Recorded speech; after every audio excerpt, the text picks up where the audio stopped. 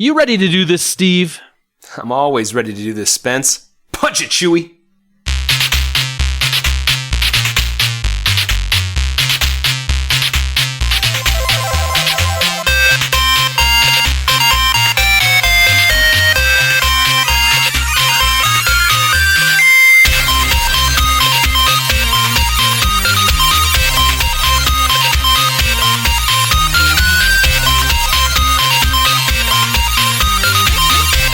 Welcome, super friends, to the Fortress of Nerditude podcast, a safe place to talk about all things in nerd and pop culture.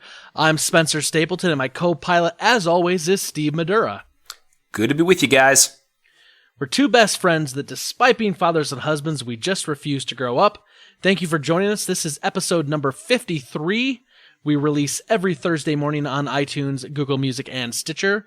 Steve, the podcast is officially over the 1 year mark. This is 53. We're starting our year 2. How do you feel? I feel great, man. I had a lot of fun last week. It was so fun to have all our friends, call in to the new Google number and hear from people across the globe. So it was a great episode. I had a lot of fun. If you haven't listened to the episode, do yourself a favor. Go and take a listen last week. We had a great time celebrating our 1 year mark. Yeah, it was absolutely a lot of fun. The other thing I really loved about last week was we also released our Sidekick podcast, where we did these little 11-minute micro podcasts on each episode of Stranger Things Season 2, and we recapped them. That was a lot of fun, man. I really enjoyed that, and I'm glad we were able to release that. Just like Netflix, drop them all at once. They're out there. Go find those as well if you've seen Stranger Things Season 2. If you haven't, you might want to hold off because it's major spoilers. Yeah, you basically instead of like show binging, you can like podcast ear gorge yourself, I guess. I don't know, but they're all there for the listens. So, I don't know. I just made that. I patented that. Don't use it. Don't try to use that.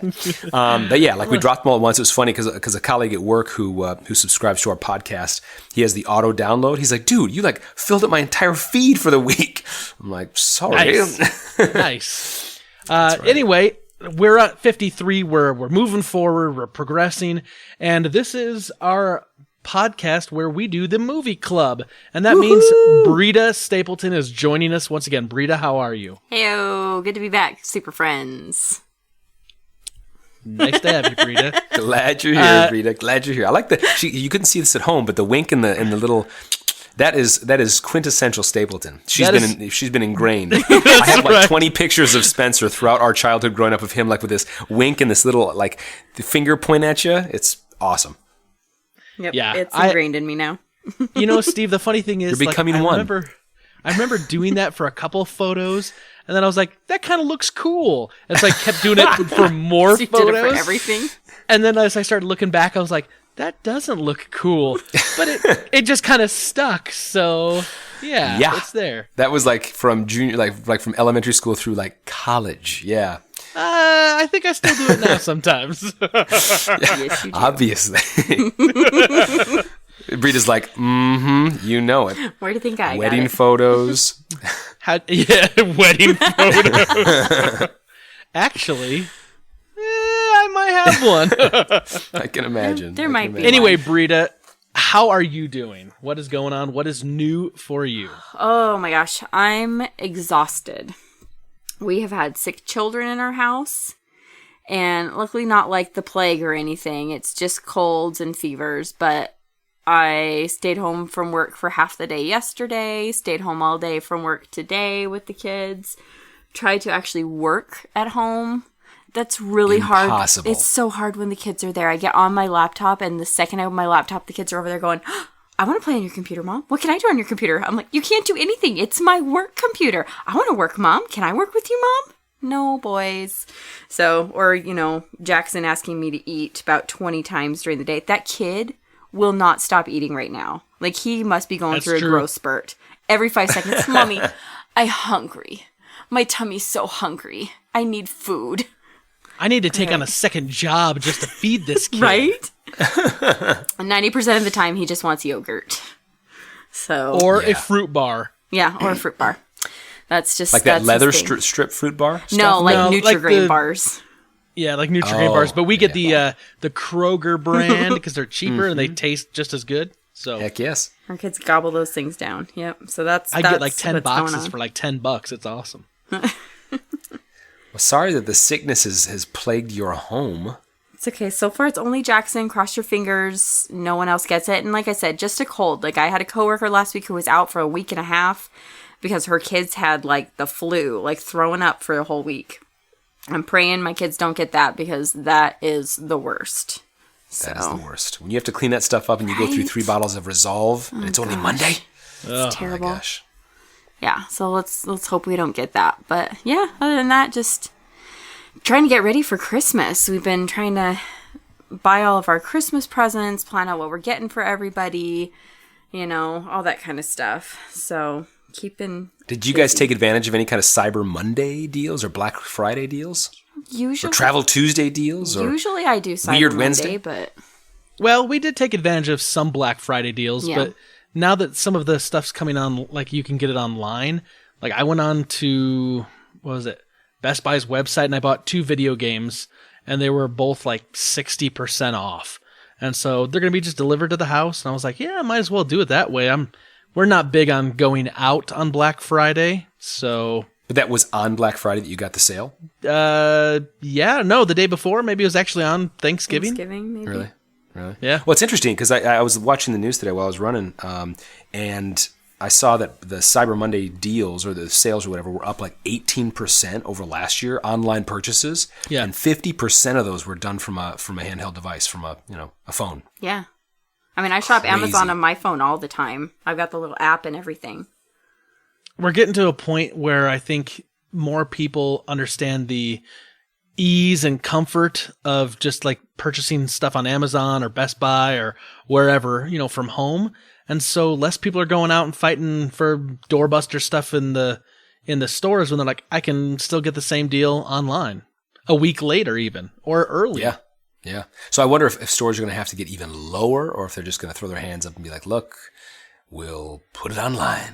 I think there's always going to be the in-store brick and mortar type stuff because you're going to have people that won't do it. And you can offer certain things that like, we only have a limit of this many and you have to be in store. So like they'll do stuff that'll draw people in for that.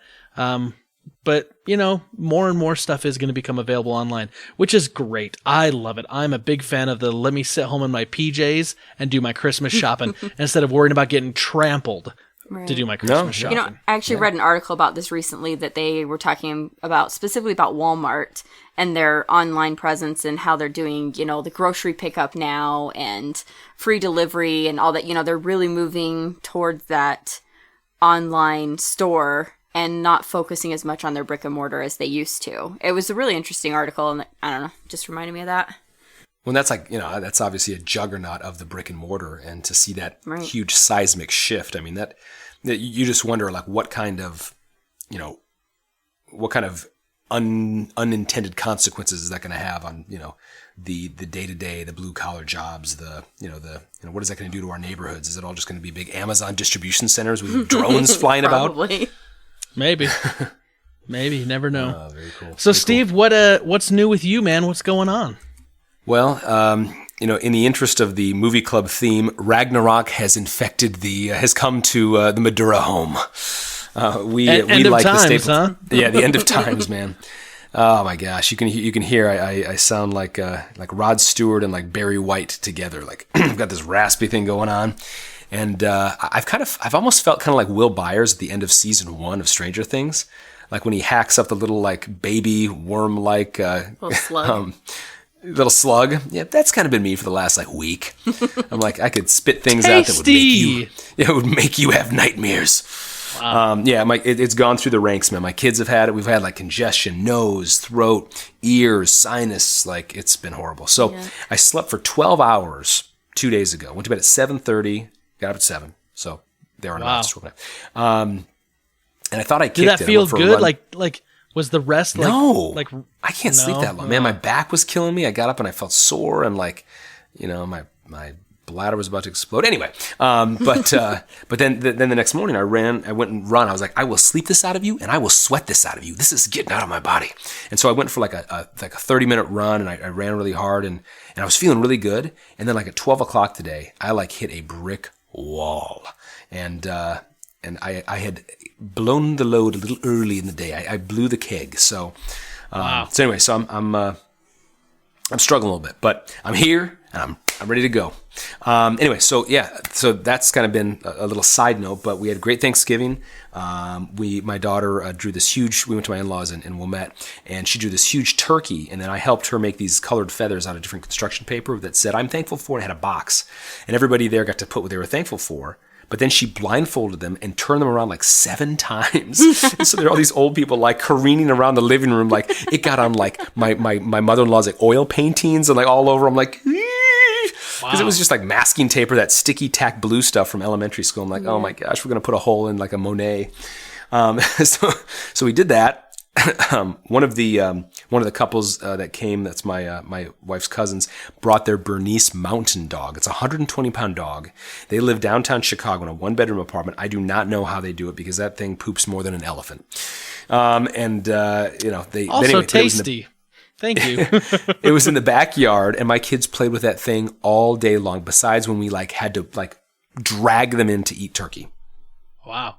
And it was so big. I mean, Lila could have ridden it easily. I could have. Did she? Oh my gosh. Did you put her on? She did not. And what's funny is Carter's got really bad allergies, and he's like, "No, Dad, I'm fine." I'm like, "You can breathe, okay? Everything's good." We usually have to hop him up on Sudafed or Benadryl? whatever. Benadryl, yeah, not Sudafed. And he's like, "No, I'm fine." So we get home that night. He's like, "My lips feel a little weird." It was dark, so we go into the bathroom. I turn the light on. His lips look like freaking Tina Turner. I was like, "Goo!" Like they were all puffy. I'm like, "Ixnay and the dog, I guess." Wow. It was funny, though. So we had the turkey, we had the traditional thing. I gorged myself to glutton. I ate 3 pieces of pie. It was amazing. What was funny, though, is I found, like, as I talked to people back at work and at church and stuff, like, people are getting crazier and crazier with these dang turkeys, man. It's like, you got the deep-fried turkey, and you got the brine turkey, and you got to shove a can of pop or beer in the turkey. You have the smoked turkey. And then I heard someone yesterday that said, we had a Dorito turkey. What? Yeah, right? What is They that? took like crushed up Doritos and they like massaged them in and they like coated this thing with like nacho cheese Doritos. I'm like, that sounds like something like Taco Bell came up with or something. Right. That doesn't sound right. It's like, this is a redneck turkey. So anyway, so we just had a normal turkey. It was great and had a great time. And then lastly, I must tell you real quick while you're talking turkey. Yeah. We have to have you over sometime for Thanksgiving and have Britta make her brined turkey. It literally, I'm not saying this because she's just my wife.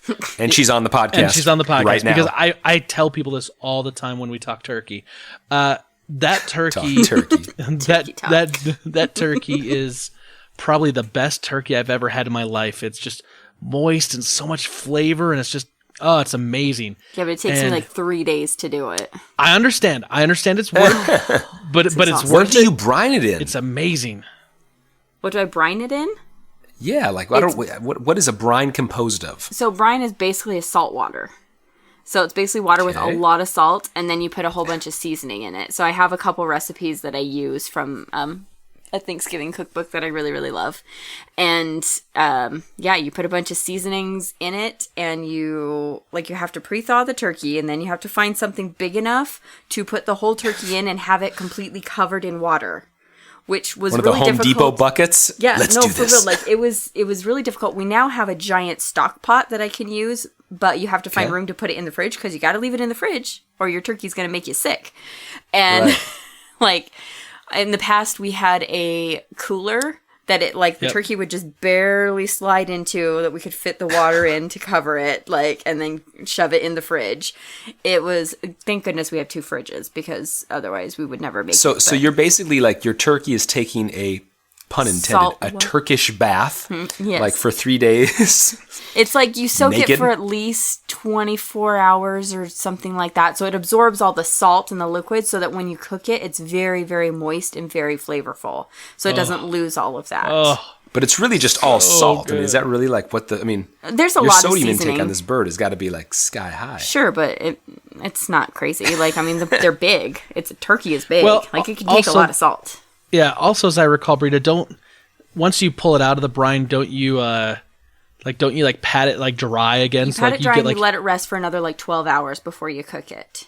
That's why Oh my gosh. That's why it takes like 3 days, because you have to like thaw the turkey out, then you have to brine it for, like I said, at least 24 hours, then take it out, dry it, let it dry off for like another 12 to 24 hours, and then you cook it. So it's a process. Holy goodness! Now let me tell you though, don't let that discourage you from this idea, because it is amazing. Don't let you discourage you from coming over to the Stapleton house Right. for Thanksgiving. It was so good. Very cool. Very cool. And you know, the sad thing is we didn't have that turkey this year. Nope. And every time Britta's like, we don't wasn't have sad it, to me. Oh, it's I'm like, not that sad. the turkey we had was good. Don't get me wrong. Steph made an awesome turkey. Yeah, the turkey we had was good. It was very tasty. But like now that I've seen the Promised Land, it's like I want to be there. I don't want to be anywhere else. Steph is also probably listening to this podcast, or her husband. So FYI, just not saying these are biased opinions. It was delicious. I loved her turkey, and I loved it even more It was because good. I didn't have to make it. Why are you winking at me, Britta? Why are you winking? And pointing. That's weird. What? I'm just kidding. All right, cool. So Spence, how have you been? Have you also experienced a bit of Ragnarok in your soul? Well, I felt like it was the end of times a little bit on Black Friday, because I have a story to tell you. Like, my week's been good. Lots of stuff went on. I went and saw Justice League on Thanksgiving with my brother. How could you? And let me tell you, I'm not going to go into it in detail right now, because I'm actually going to do, I think, a sidekick podcast with Bobby Pauls, and we're gonna have it out and we're gonna talk about it. Critics have this wrong, Steve. I'm just going to tell you, some of the things the critics do talk about, I get, but critics are always overly critical of superhero movies to begin with. Hence the name critic. There was a lot of fun in that movie, and there was a lot of good, but unfortunately, like, the critics and the people on the internet, the bandwagoners, are going to jump on the bad stuff. And I went in with very low expectations. I was thinking, this thing is going to be Suicide Squad level bad. And I came away going, this thing's better than Batman v Superman. It was fun. I went, you know what? I may go see it again. Like, it's wow. I mean, there really were some stuff in that. There was some stuff in that movie that made me go, this isn't all that bad. I think critics are being overly harsh. There are some things. It does have flaws. It is not perfect, but overall, now, are you tainted? I enjoyed it. Are you tainted at all though by? Because I know that you have been very prolific at watching some of these DC shows on Netflix, Flash, and others. Has that kind of warmed you up to the DC EU? ness? No. Because the Arrowverse, the TV shows, the DC shows, are completely different, and I think those are actually done really, really well. That's what I've heard. Yeah, that's where they are excelling. Great. But the movies have struggled. Wonder Woman was definitely the standalone shining star. But I am just going to say this just real quickly, because, like I said, I think I am going to get into it with Bobby Pauls, and we're gonna go full blown on it. But critics have this wrong. It's better than critics are saying. I'm not going to say it's going to be the greatest movie you're ever going to see, but I'm saying it's worth a watch. It really is. Okay, well, very good. So you saw that with Josh. I saw it with Josh. Now, Let me tell you my story about Black Friday. So, this year, I bought Britta a artificial Christmas tree.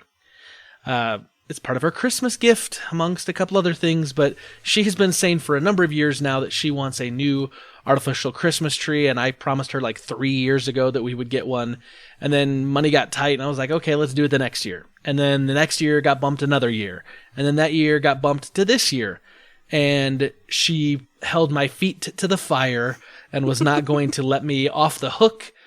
And so finally, begrudgingly, I relented. I was like, fine, let's go do this thing. Let's spend money that we don't need to spend. Grr, bah humbug. Right. He's such so a we Scrooge. went out. I mean, that's just, it's money. He was just mad he didn't get his brine turkey. Pennies. It's so hard.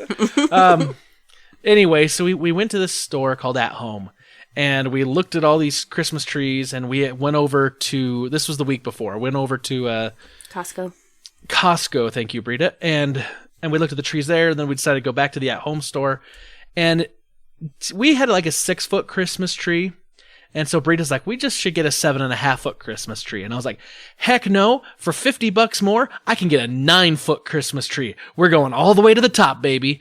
So we buy this 9-foot monstrosity of a Christmas tree, and we really liked it. It looks really good, and we set this thing up. We actually had to set it up in a different location in our house than we usually do. I'm sure. In order for the ceiling, because we have like these kind It's called the garage. Yeah, no, we have vaulted ceilings kind of in our living room and in our kitchen, but like the high point is kind of between the kitchen and the living room, so we had to move it from one side of the wall to the other.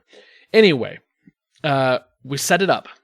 We on Black Friday, our tradition is we set up all of our Christmas decorations that day, which is another reason why we don't go out. Us too. The boys help. They're putting Christmas decorations on it. And like, of course, like we've got like 17 ornaments all on the same branch because and it's right at like, you know, their eye level. Ones. Yeah. They stick all their little characters it's like bending in one under spot. the weight. You're like, hold together. So of course, like you spend like another like hour redistributing all the ornaments. We get it all set up. We plug it in and it lights up and we're happy. And then about like 10 minutes later, like a strand of lights goes out. And I was like, okay, well, maybe it's just a bulb. You know, let's see. We got some replacement bulbs. So I start looking around trying to find the bulbs.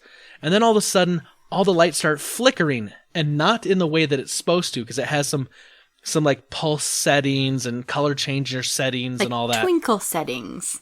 These are strobe lights give you epilepsy, you know, whatever. Right. Kind so of setting. Oh my gosh. it's doing this thing, and then Britta goes off with her sister to go do some shopping, and I'm home with the boys, and I'm trying to figure this thing out, and I'm messing around with it, and then all of a sudden the lights go off completely, and I was like, okay, this sucks, and so I fiddle with it some more, and I sit there for about like 45 minutes messing with it, another 45 minutes messing with it, and finally the lights kind of come back on, but they're flickering again, and then they're going off. And then coming on and flickering and then going off. I was like, boys, we're taking all the ornaments off the tree. And so me, Charlie, and Jackson, like, you know, just we strip off every single ornament and put it on the couch that's like kind of like right near the tree, strip the entire tree down, take it apart, put it back in the box. And then on Black Friday, we drive back to that dang store. And I was like, I need to return this. I'm like, it's not working. I bought it a week ago.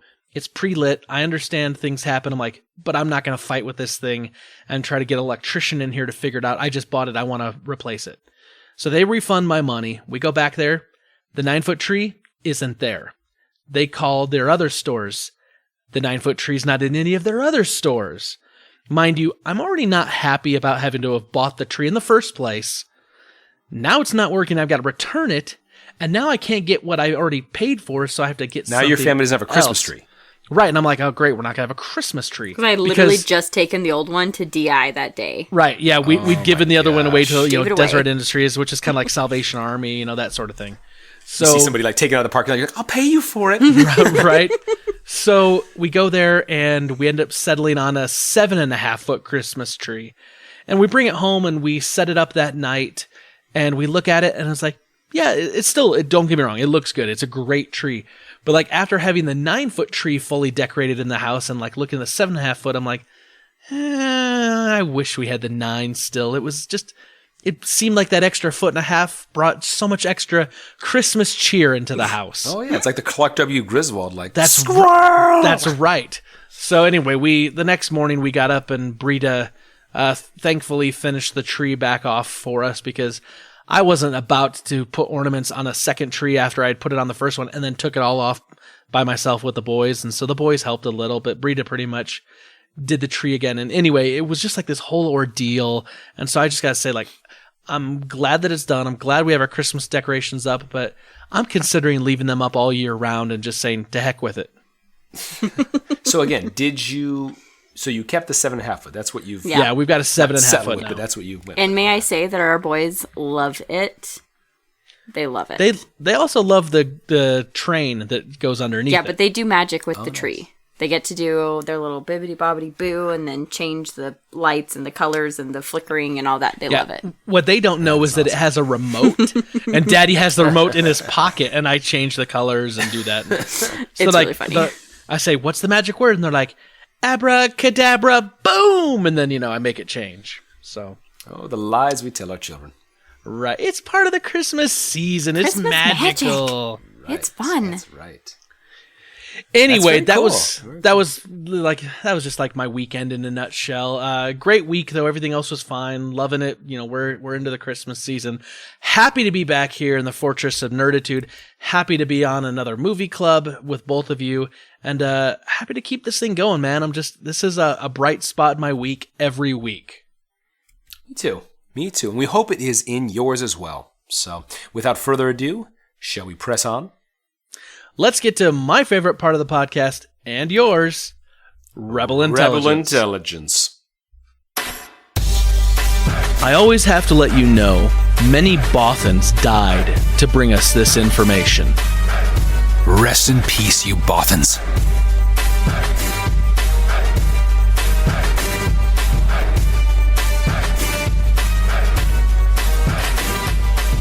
Okay, Steve, we are into Rebel Intelligence. Why don't we let you start our... No, you know what? Ladies first. Britta, why don't you start us off?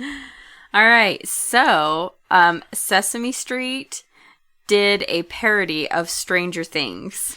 Ooh, and it is tell. Sharing Things.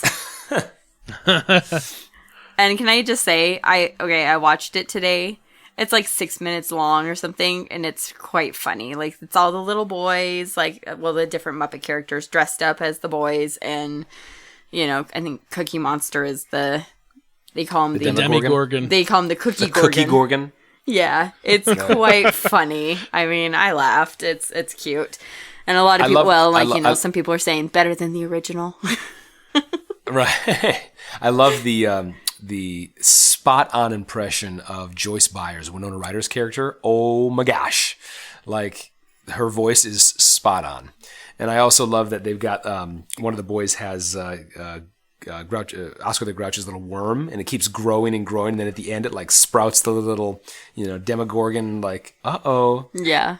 Not good. Dirt instead of dart. You know what I love is that it's not only, like, a really good parody, but it's just really smartly done. And like, kids could watch this and not have seen Stranger Things season 2 and still like think it's fun and like think it's funny and like get the humor of it, like it would be entertaining, and like they'd get the idea like they're trying to talk about sharing. But for like adults or people that have seen Stranger Things, like there's that whole other level of humor and like why this is good and funny, and it's just really well done, really smartly done. One of my favorite things is the logo for Sharing Things, because it looks like the Stranger Things logo, but it's the Sesame Street sign and it's all in green. Yes. I don't know. It's just so funny. Like, it just fits. It just fits. I love it. And the Barb character on the Upside Down is like, to Cookie Monster, he's like, "Can I go home?" He's like, Has anyone remembered me yet? Eat your waffle. And I like how 11 comes out as an actual number. 11. The number 11. Yeah.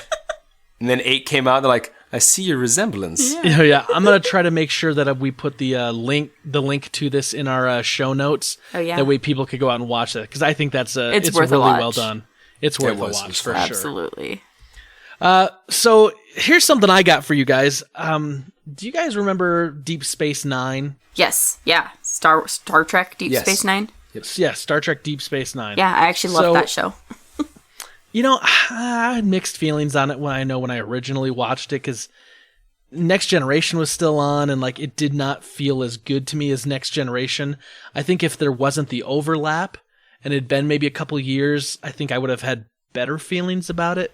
But I don't know. See, I think Deep Space Nine was like my first Star Trek show, so that's why I really love it. Yeah, but my first one was Next Generation. Yeah, which is hard to top. Yeah, for sure. Oh yeah, that was really even that now. Man, fabulous. It's a good show.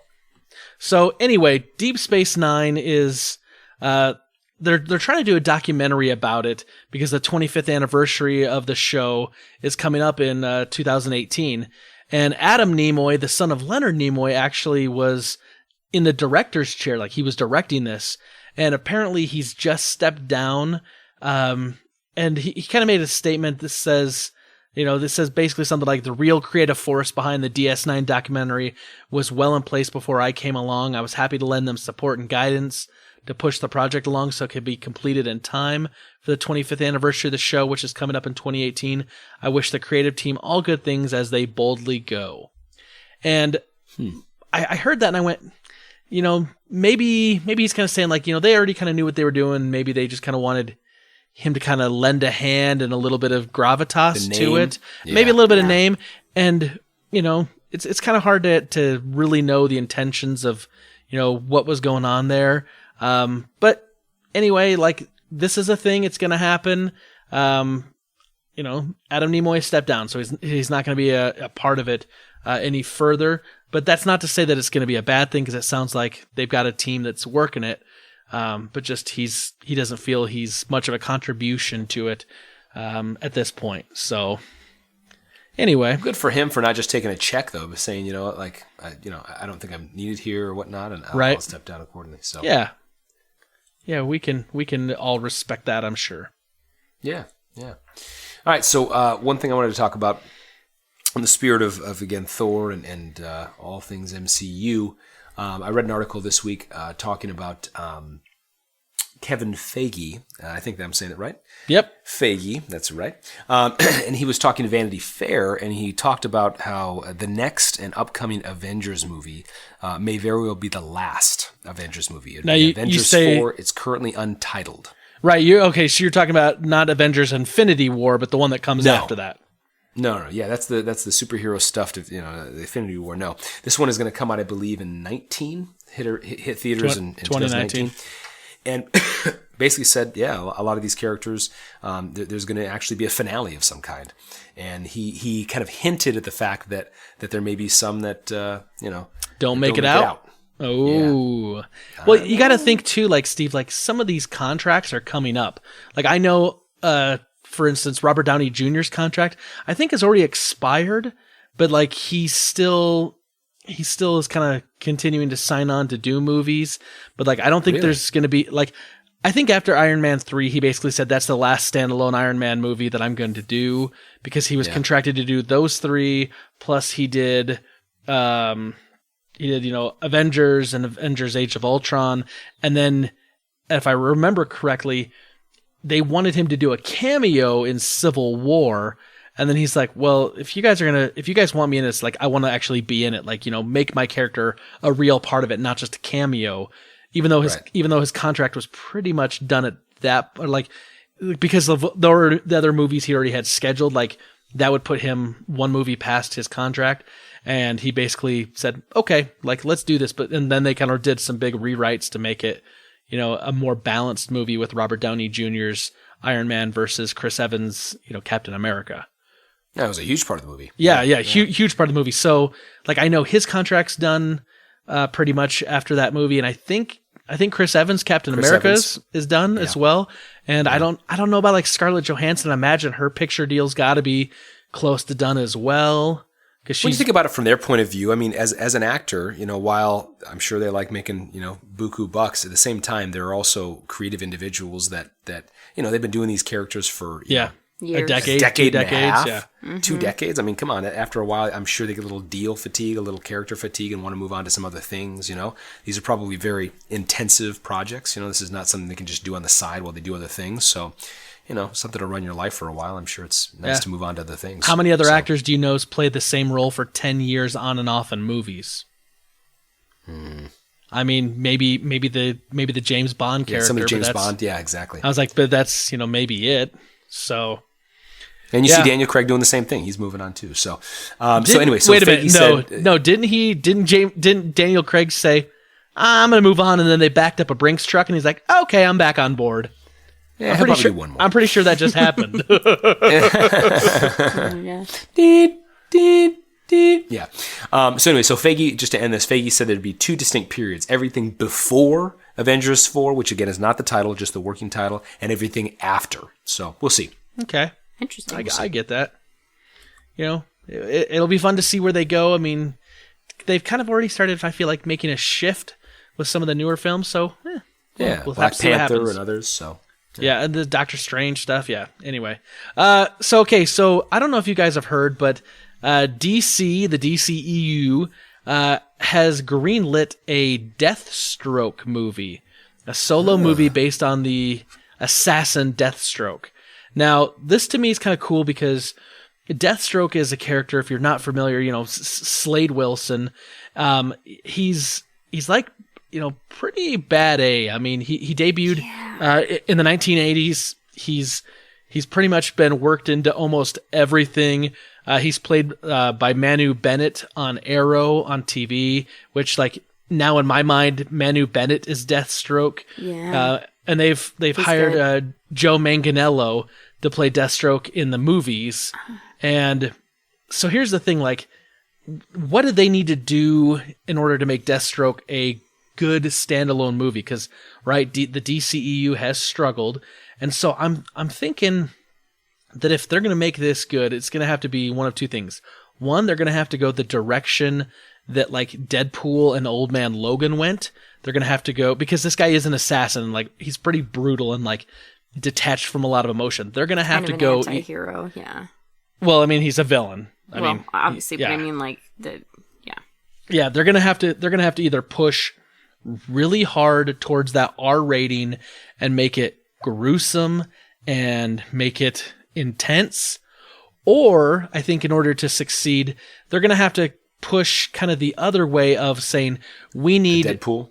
Well, not the I mean, the Deadpool is the first way I said, but or go the other way and say we need to have him be a solo movie, but he needs to have a big hero to fight. Like maybe Ben Affleck's Batman shows up, because originally in Ben Affleck's script that he was writing, Deathstroke. Now you got me thinking Deadpool. Deathstroke was going to be the villain in that standalone Batman movie. That script got scrapped, and now they're doing something else. And the DCEU guys, Jeff Johns was saying, I really want the Deathstroke character, so let's greenlight a Deathstroke movie. And so this is going to happen. So I think either it's going to have to be a big,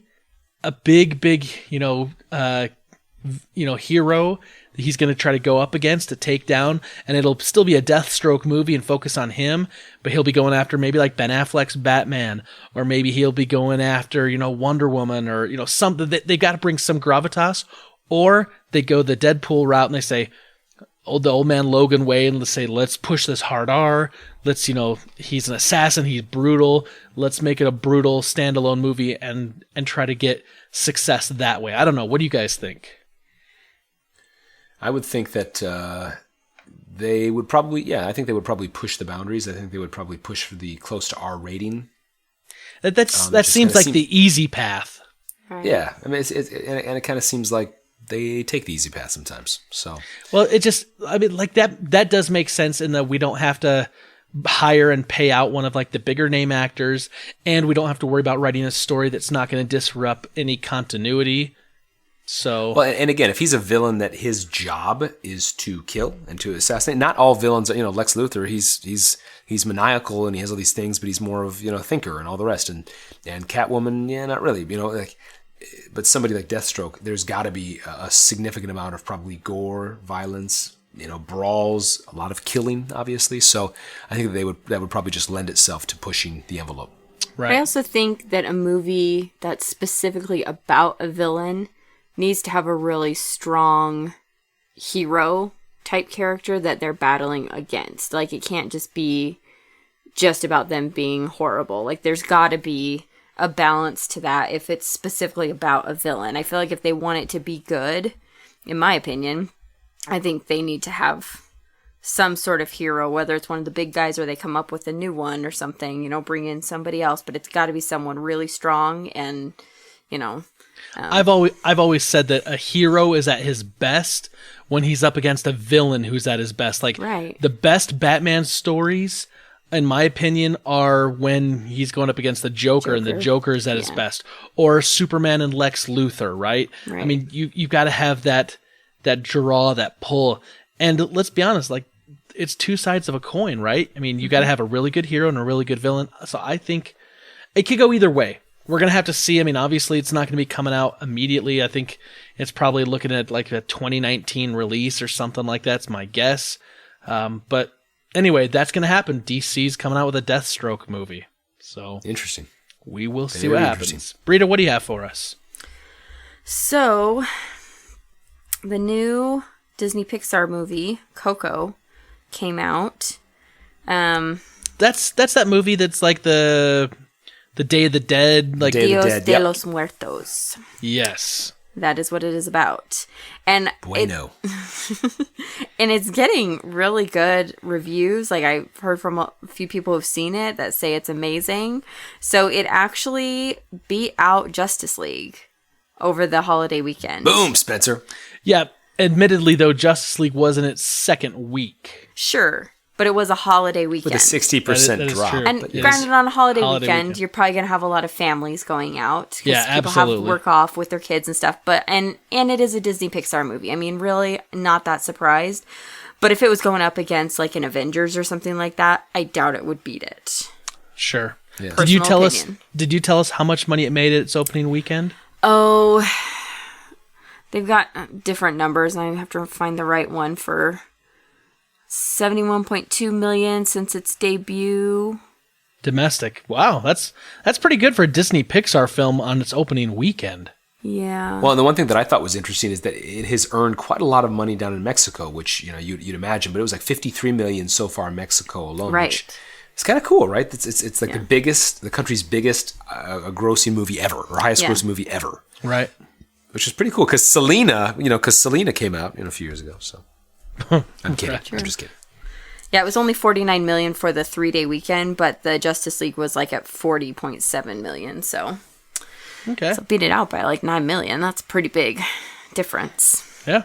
Yeah, absolutely. I know. Now, I don't remember, Steve, did we talk about this? That I remember reading somewhere that they were the Disney guys were talking about how to make the skeletons like look friendly and not scary to kids. Did we talk about that? I don't think we did, but I was actually, I'd seen some reviews and whatnot, and I thought in my back of my mind kind of the same thing. I'm like, how is that going to play with children not being like, I'm frightened, mommy? I read an Let's article. get our money back. It was I think it was Bob Iger, of Disney CEO, was saying that like they basically figured out that like the way to do that was to make the skeletons have eyes, because if they were just like these black sockets, these holes, that it would be way too scary. But if they had eyes, they could be these skeletons could be expressive through their eyes, and all this other stuff, and it like really would kind of humanize it so it wouldn't scare children. Hey, I wonder how many focus groups they had to do to find that out. Yeah, bring in the next ones. So I recently listened to an interview, or it was a presentation that some of the creators of Coco from Pixar, like Pete Docter and some of them, did, talking about making this movie and how that was like difficult for them to do. And then also like they just did tons and tons of research, because this is like a religious thing for, people in Mexico holiday. and stuff like that. Yeah. So they didn't want to be like making it like a caricature kind of a thing, or, like making fun of it in any way. They were really true to like the feeling of it and the idea of it, and the kind of sacredness of it, I guess, sort of what the idea of Dios de los Muertos is, and it's really just a celebration of life. So they did tons of research. So I hear really great things. I'm excited to see it. I think probably Charlie would really enjoy this one. Okay. That's really cool. It does look good. Like I'm interested. I'd like to see it. Yeah. And well, it's really kind of a neat thing, because it really is, from my understanding, this little boy, this 12-year-old boy who finds himself in kind of the undead world, and he has to use like his great-great-grandfather to help get him back to the land of the living. And so it's kind of a neat thing, because again, that like Britta said, the Day of the Dead is really an opportunity to pray and remember friends and family that have passed on, that have died. So I heard kind of a cool thing. I heard that Fred Savage is in it. Shut your Is mouth. that true? He's got one horn, and he's under the bed. And Yeah, it's under the bed, if I wasn't and like so sick, I'd reach through this microphone and he's kill like you. upside down. Anyway, the last thing I had, we talked about the Star Wars Battlefront and about how they were using these loot boxes and how they were, being accused of this pay-to-win scheme. Oh, and, right. And how they halted Tombstone. microtransactions. Well, now they're doing this thing where they're like, okay, you can still just get experience from being part of the matches, and that gives you experience towards these loot boxes. Because they said, you're still going to be able to earn everything right now as long as you play. Well, now players of the game are figuring out a way to rig the system, because they're saying that it's a very unfair advantage. That like people who just dump in a whole bunch of time are going to unlock all this stuff. So what people are now doing and this is just ridiculous. But they're taking rubber bands and they're putting them around the little thumbsticks, and then stretching the rubber bands to their controllers. So it basically holds their control sticks, two of them pointing in opposite directions. So basically they can stay like in a game or in a match, and their characters, like, it's not going to go to the right and it's not going to go to the left, but it'll kind of like keep walking just a little bit, or kind of like twitch or move or something. Like that's kind of the idea. Keep it active. Basically keep it active so that they won't get disconnected for inactivity. Now, here's the thing. If you just participate, you get a certain amount of experience. And then if you do obviously better and, you kill more guys and capture more objectives, you get more experience. But people are like, I can just put these rubber bands on, turn the game on, and walk off, and I can go do other stuff, and let it run for a number of hours, or I don't know how long, days maybe. All day while you're at work. And then come back after all day while it's work, and the whole time you've been earning experience, and so you're able to open up all these, like loot boxes and get all this, extra gear and whatnot, so then you can compete at a higher level without actually having to spend time grinding to get to that higher level. So this is akin to basically, instead of having cruise control, just putting a crowbar on the bottom of your wheel and a brick on the pedal and just letting the car ride? Yeah, you got it, Steve. Pretty much.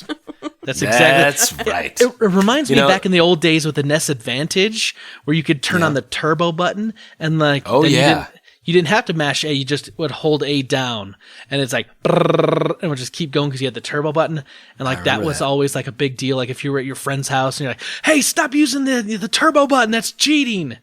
Yeah. Right? Yeah. That's the modern day version of cheating. Rubber bands on the controllers. I wonder if I can get away with like using rubber bands to like, keep my production high at work, just like put a rubber band somewhere on my computer and just kind of doze off, like Homer Simpson style. Have a little bird that like pushes Madura the button guy, every few he's minutes. really cranking out the numbers this month. Look at him. He's really online and typing a bunch of, it's the same letter over and over, but he's really at it. He deserves a promotion. Promote the rubber band. Nice. Well, that's all I had. You guys have anything else? No, I'm good. No. Okay.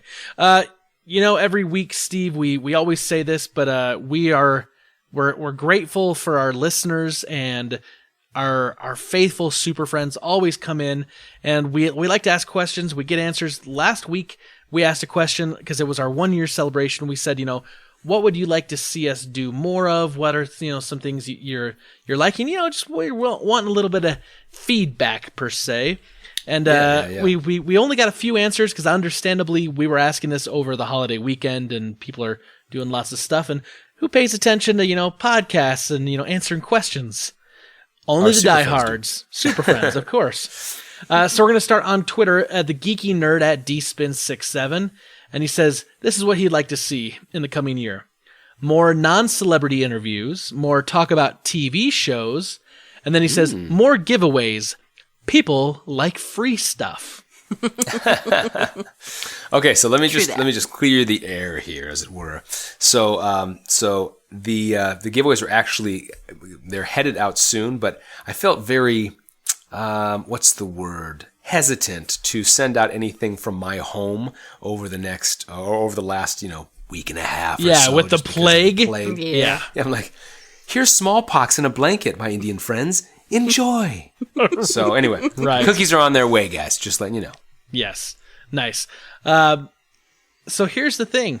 We're actually going to do a giveaway on the podcast tonight. So stay tuned, and we will talk about that here in just a little bit. Nice. The other thing is Steve, we actually had another caller into our phone number and left us a voicemail. And once again, that is 1-801-477-7687. And you can reach the old Fort of Nerd answering service 24/7. Can you guys please come up with a jingle for your number? I know, we got Make to. a song. We talked about it last week. We talked about it last week. Spencer tried to use the old Empire thing from Chicago. Right? Yes, I did. 801-477-7687. Get your free Michael Jordan basketball. We are not giving that away. Okay, so all right, well, cool. Let's go to the voicemail. We've got a voicemail here from Delvin Cox, our good friend of the podcast. And all right, here we go. Let's play it. What's up, guys? This is Delvin Cox, host of the Delvin Cox Experience, as you may know. Well, want to congratulate you guys on your anniversary. Actually, how you guys been doing? You guys been rocking, been kicking butt. Hopefully, to many more shows. As for suggestions you could do to make it better, I don't really have that many. Just keep doing what you guys are doing and just keep pushing, because I know it kind of seems sometimes like you're not reaching people, but believe it or not, people are listening, man. So just keep it up. Do your thing, and hopefully I can get Steve on the podcast, man. Appreciate you guys. Love you guys both. Peace. Delvin, man, you are the man. Such a good friend of the podcast.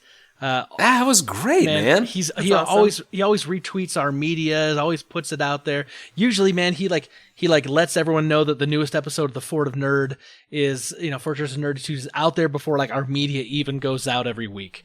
So that's awesome. And I guess check him out, Delvin Cox Experience. Check that out as well, man. He's a good guy and he's doing his own thing. So give him some love, man. Absolutely. He's a super, super friend. Yeah. Yes. Very, very nice. He's elevated to a new level of friend. Very nice, Britta. Well, Steve, we have our super friends jumping into the Fortress of Nerditude, hanging out, kicking their feet up and relaxing and joining us every week. But we always want more friends to become super friends. How can our current super friends help us out? Well, they can rate us on iTunes with a 5-star rating, so the Fortress of Nerditude doesn't send Ragnarok your way and destroy everything that you hope and pray for. Your mother will cry when she sees what we've done to you. I'm just kidding. Dramatic, Steve. Very just dramatic. Rate us, man. It's cool. Very well done. And these horns actually started to grow out of my head as I was talking about that. Yeah, you can do that on iTunes, man. We're there for you. Right. Okay, seriously, Steve. we will hunt you down. What? We will bring Ragnarok to you, as Steve so eloquently put. You know what? This is. I'm super excited to talk about this. Okay, we haven't had a movie club with Britta in a little while. Last month, when we did the movie club, we had Ed Placencia on. We talked about Jerry before Seinfeld, and that was a lot of fun. But it's good to have Britta back with us, and we're going to talk about the biggest hit lately from Marvel, which is Thor Ragnarok. Now, I'm going to say this right here, right now. We are not going to do spoilers until the very, very end of the podcast, like we always do, because we want to give you, the listener, the opportunity, if you haven't seen it yet, to listen to our take on it, but not have it spoiled for you, and we won't talk plot until the very, very end, and we will give you plenty of warning. So, you've been warned about the warning that's upcoming. Yes. You've been warned. That's right. Well, very cool. Why don't we kick it off really quick by just kind of letting you guys know some of the numbers, some of the stats before we get into the actual story and the plot and all that jazz. So, like Delvin Cox said, Ragnarok is kicking butt, just like the Fortress of Nerditude. So it has earned $277.5 million at home and $512 million overseas. So worldwide, a total of $790 million. It now ranks as the 17th consecutive film from the Marvel Studios to open as number one in the domestic box office. So it's pretty cool that Thor Ragnarok has actually pushed the MCU to become the first franchise in history to earn more than $5 billion at the domestic box office. So needless to say, it's doing well. It's doing great. It's well received. And I think there's a number of reasons we're going to talk about in a little bit as to why we think that is. Absolutely. I wanted to talk about the music first of all, right out of the gate. Yeah. Because this, to me, lately I feel like music and soundtrack has been a big thing that's been making or breaking some of these big superhero movies. And so something that I wanted to talk about and tell you this little story that I found, the director of Thor Ragnarok, who won out, the ability to actually direct this big, behemoth, Taika Waititi, he, along with a bunch of other directors, were basically given a chance to publish what they called a sizzle reel, which is kind of Marvel gave them 10 different ideas that they had for the movie, and we asked them come back with like a clearer picture of like what the film should be. And Waititi came back with like the sizzle reel, this, like little film clip, 2-3 minute clip that he put together with like more jokes than the others. So there was a lighter tone and humor to it. And he scored, this is what I find really interesting because this ties into the movie. He scored his little sizzle reel, his pitch to basically be the director, using Led Zeppelin's Immigrant Song to that, which usually directors won't do that. They won't kind of like pitch that.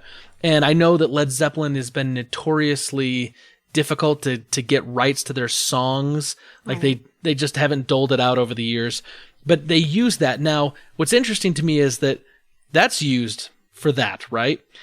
If you recall when the trailer, that first big trailer dropped for Thor Ragnarok, they were using Immigrant Song in that. And once again, like when a big song is in a trailer, like I always get pumped and excited, but I always know like that song's not going to be in the movie. Because it's like, this is what we want to get you pumped up for the movie. It's kind of like the Suicide Squad, like that had some great music that was not in the movie. Right. But I'm always like waiting and hoping that it will be in the movie. And this movie delivered because it actually used Immigrant Song in the movie. Now, and it used it in the perfect time. It was used. Awesome. It wasn't like shoehorned in there. It was done It was done perfectly. And the nice thing I really liked about this is like, kind of the overarching story of Led Zeppelin's Immigrant Song has all this allusion to Viking mythology and kind of Norse mythology, and talking about places like Valhalla and, come to the land of the ice and snow, the Midwest, the house of the people go. And that actually like ties so closely into Thor and the mythos of Thor and these Thor movies. They're like, I don't think they could have found a more perfect song. What do you guys think? Absolutely. Anytime I get to hear Immigrant Song, I'm just excited because, I mean, who doesn't love this song? It's like, it pumps you up. It's like, got all this great imagery to it. And you're watching Thor and you're hearing this song and it just like all like fits together. You're like, well, this is why they wrote this song, obviously, was for this movie. Obviously. Right. Like 30 plus odd years ago, but like it's just, I don't know, it gets me so excited, and like I just hear it and I'm just like, yeah, like I don't know, I just love it. I agree, totally gelled together. And again, there's a scene, and we'll talk about it later, but there's a fight scene, obviously, when they come out strong with a song and they play a good chunk of it, and it is just it could not be more perfect. And it culminates in vision and sound and sight and smell, and it was awesome. Now, the other thing I want to talk about with the music is like, I feel like a lot of, especially like Guardians of the Galaxy, because a lot of people are going to make comparisons with Thor Ragnarok and the Guardians of the Galaxy movies because of the humor tone that was put into it. But like Guardians of the Galaxy goes like really heavy on like big name songs and then some deeper cut songs by artists. And what I thought was really interesting is that obviously Immigrant Song is like the big song in this movie. And there's only 2 other songs that are actually by artists that you would know. Everything else kind of had this like electronica, like 1980s kind of like synthesizer soundtrack. Right. And I don't know about you guys, and you tell me what you feel, but I felt like that actually had like a really, like it was really well done, and like it fit kind of the tone of the movie really, really well, that like you didn't need to jam a whole bunch of like big name songs by recording artists. So, I mean, what do you guys think, Steve? I noticed that actually only at the end credits, when they started doing kind of like almost the Incredible type silhouettes of each character as they rolled their names. Right. I don't know if you guys saw that, but I actually only noticed it then. I was like, oh, this is kind of like a little digital, little 80 kind of Technica type of thing. So I liked it. I didn't. The only other song that I really enjoyed was the timing of it. Was Willy Wonka's "If You Want to View Paradise"? Pure imagination, golden ticket. Pure imagination, hilarious. Yeah. But anyway, I thought the general soundtrack was really, really good and just again gelled really well. Now that being said, like I don't know that this is going to be a soundtrack I would go out and buy.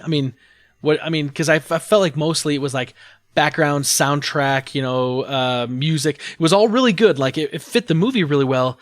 But like it's not necessarily. I didn't feel like it's not like a Guardian of the Galaxy where there's like hit after hit after hit, right? Or it's not like a Lord of the Rings where it's like these big sweeping epics that you're like, I want to listen to this music again because it's going to transport me off to this place. I don't think it would be that for me. Like it wouldn't have that experience. But for the movie, I thought it was perfect. Yeah, I actually really liked the music in this movie. I love that there's really only a couple songs that you actually recognize, because I get a little annoyed sometimes when movies have just like big hit after big hit after big hit. Now, in Guardians of the Galaxy, personally, I love it because it really fits the theme and the story of that's kind of a part of the plot a little bit, is the music. So I like it there, but in a movie like this, I feel like the background music just enhances the rest of the story and what you're seeing on the screen. And there's so much to look at in this movie, and it just has some really awesome visuals that I feel like the music just helps that. And if it was all like big songs that you're just like singing along to, like you'd miss a lot of that. So I really like the way that it was done with the soundtrack versus having a whole bunch of, big sing-along songs. Yeah, if there was like a Journey song going along, I'd be a little distracted. Right? Yeah. It would make it less of an experience and more, it would just like, I think it would pull you out of the experience, right? It'd make it more of a hey, this is just kind of whatever. It's kind of like any other movie you watch. It obviously worked with Guardians of the Galaxy with his whole tie-in with the Walkman, and some of the times he was like singing along to the song and stuff. So it was kind of part of the weaved into the story, whereas this would be different. Right, and also because Star-Lord comes from Earth, so he brings Earth music with him, whereas this is taking place in a completely different universe and everything, where it wouldn't make sense to have that kind of music all the time. Like that would detract from it. Yeah, even though Thor has been to Earth, sure. If all of a sudden he was singing stuff that was like current on Earth, and it was like he was listening to Taylor Swift when he's weird. When he's off on Asgard or Sakaar, like that would be really off-putting. It would feel wrong. Yeah. And so I'm glad that they didn't go that direction. Britta, you brought up kind of the visuals. You tell me, what did you think, like compared to other Marvel movies, like how would you rank the visuals in this to others? This is like definitely one of my favorites. Okay, Guardians of the Galaxy 2 has some amazing ones as well. Some of these movies are incredible, but this is probably one of my favorites. Like there's just some really incredible scenes that I just was like, they just struck me, and they're still like burned into my brain basically. Like actually it was one of the scenes where they were playing the Immigrant Song, and there's just this image that almost like pauses, I felt like, on the screen of like Thor like flying through the air and like these something kind of climbing up looking like this mountain, and I'm like, I feel like that's an image I've seen before. Like I feel like it was like a painting that like went with something, but maybe I'm crazy because I actually looked it up and I couldn't find anything. But it was just like, I don't know, they just had some awesome kind of almost, and it looked kind of like an artist drawing. Like there were some moments like that I just thought were incredible and really struck me. Or some of the visual flashbacks of the Valkyrie fighting Hela. Yeah. Yes. Those were beautiful. Those were like Sistine Chapel beautiful. Yeah. They were amazing. I also thought, when they're on Sakaar and they're showing kind of the amphitheater, where the kind of the gladiator fights are happening, you could really get a scope and a sense of this kind planet or whatever. Yeah, this planet, and it's very, very aggressive, and obviously the whole surrounds. It almost was like a Wall-E type trash planet. Yeah, exactly. Yeah. So Britta, I had the same thought about you. It's like there is that scene where there's like the flashback with Hela fighting the Valkyrie, and there's a scene of Thor and like these kind of like things kind of crawling up it or whatever. And I thought the same thing too, because you and I saw it on different nights. We didn't go together because we weren't able to get a babysitter, but we kind of talked about this a little bit, and it just struck to me now as where I feel like I remember I saw those, because it does look like a painting. It does have that very like visceral, like realistic feel to it. It doesn't look like flat, normal, on-screen stuff. And I realized it reminds me of the paintings in Wonder Woman when they're showing Diana Prince, kind of like the history, and they're showing like these flashbacks of the fighting between the Amazons and the God of War, basically. Zeus and like the Greek gods, because they had some of those kind of same things where like they kind of slow things down and they kind of like almost stop but they don't quite, and then they kind of do the slow background mo. is stopped and only the people move a little. Yes, yeah, Right. And it was that kind of same effect there, and I just realized I feel like I've seen this before because I think we just saw a lot of very similar things in Wonder Woman in that kind of same setting. They also had that in whatever the palace is in Asgard. there's pictures on the ceiling and the wall. It's part of the plot. I won't get into that, but you see these pictures and they're like that, where they just sort of move to kind of tell the story a little bit, which also I feel like was sort of kind of used in Guardians of the Galaxy. It's like, it's obviously some sort of like graphic tech something where they, I don't know, CG something, I don't know, but it's really cool and I really love it.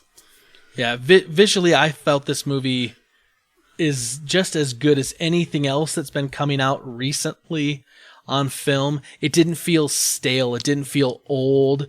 Even though like the kind of the music and like the synthesizer was trying to give it like more of a kind of like an 80s vibe. At least that's kind of how it felt.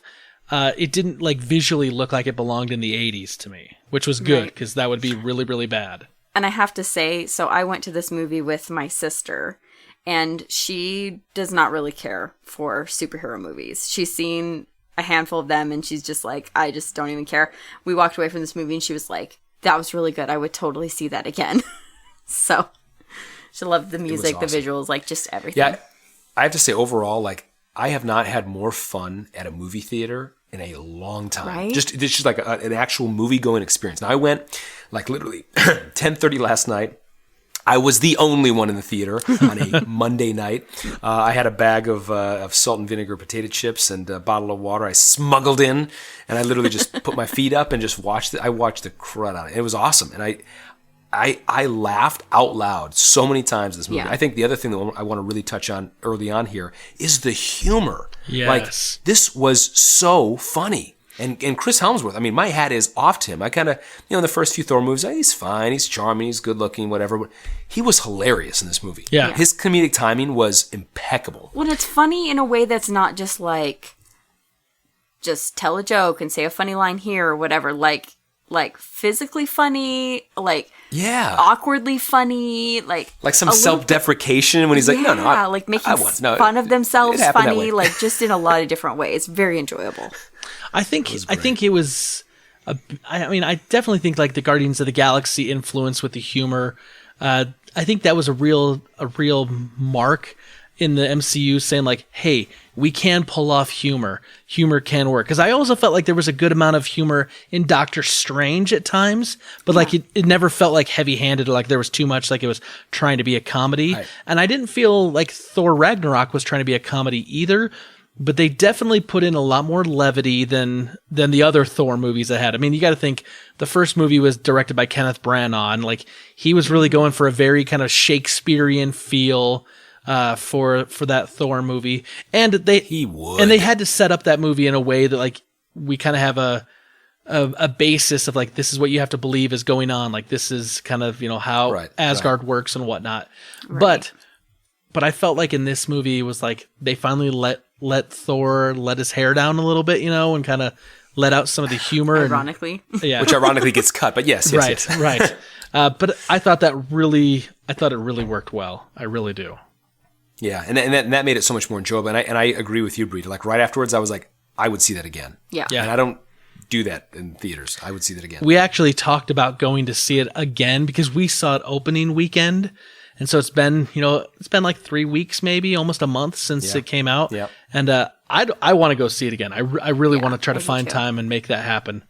Sadly, though, with the Christmas season upon us, that may be a little hard. Not a lot of free time. But it's good.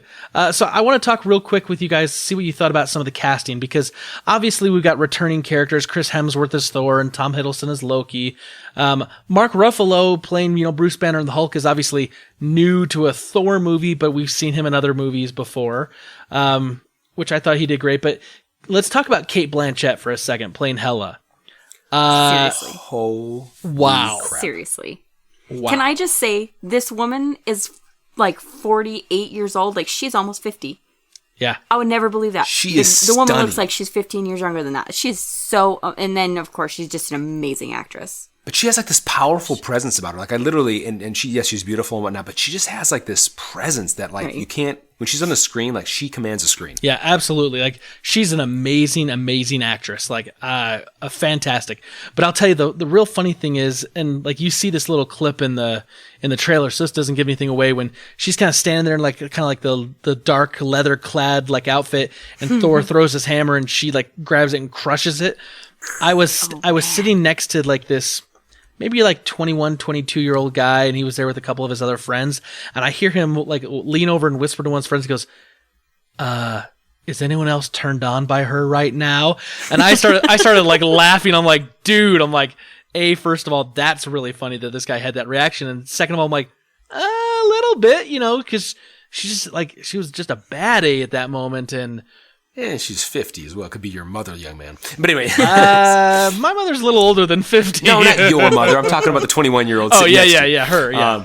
Yeah, him, yes, absolutely. But she's phenomenal. I actually looked her up. So she's Aussie born. I had no idea she's Aussie born. And she actually just got made a companion in the Order of Australia, which is an eminent service to the performing arts as an international stage and screen actor through seminal contributions. Is that kind of like their version of like being knighted in England? Perhaps. I don't know. I mean, she's a supporter of humanitarian and environmental causes, a role model for women. Like, she's not just a pretty face and not just a great actress, but she's phenomenal. She's smart. She's a phenomenal person. I agree. So, can I just say that she just like has a presence about her, right? Like just in general in life, but in the movie as well. Like I just kept thinking like she's just like the really like evil opposite version of her character Galadriel in Lord of the Rings, because she just has that like power and presence that you're just like kind of in awe and like, oh man, like I love it. She was great. I would actually say, before we get on to the other actors and actresses that were in the movie, I guess they all have actors now.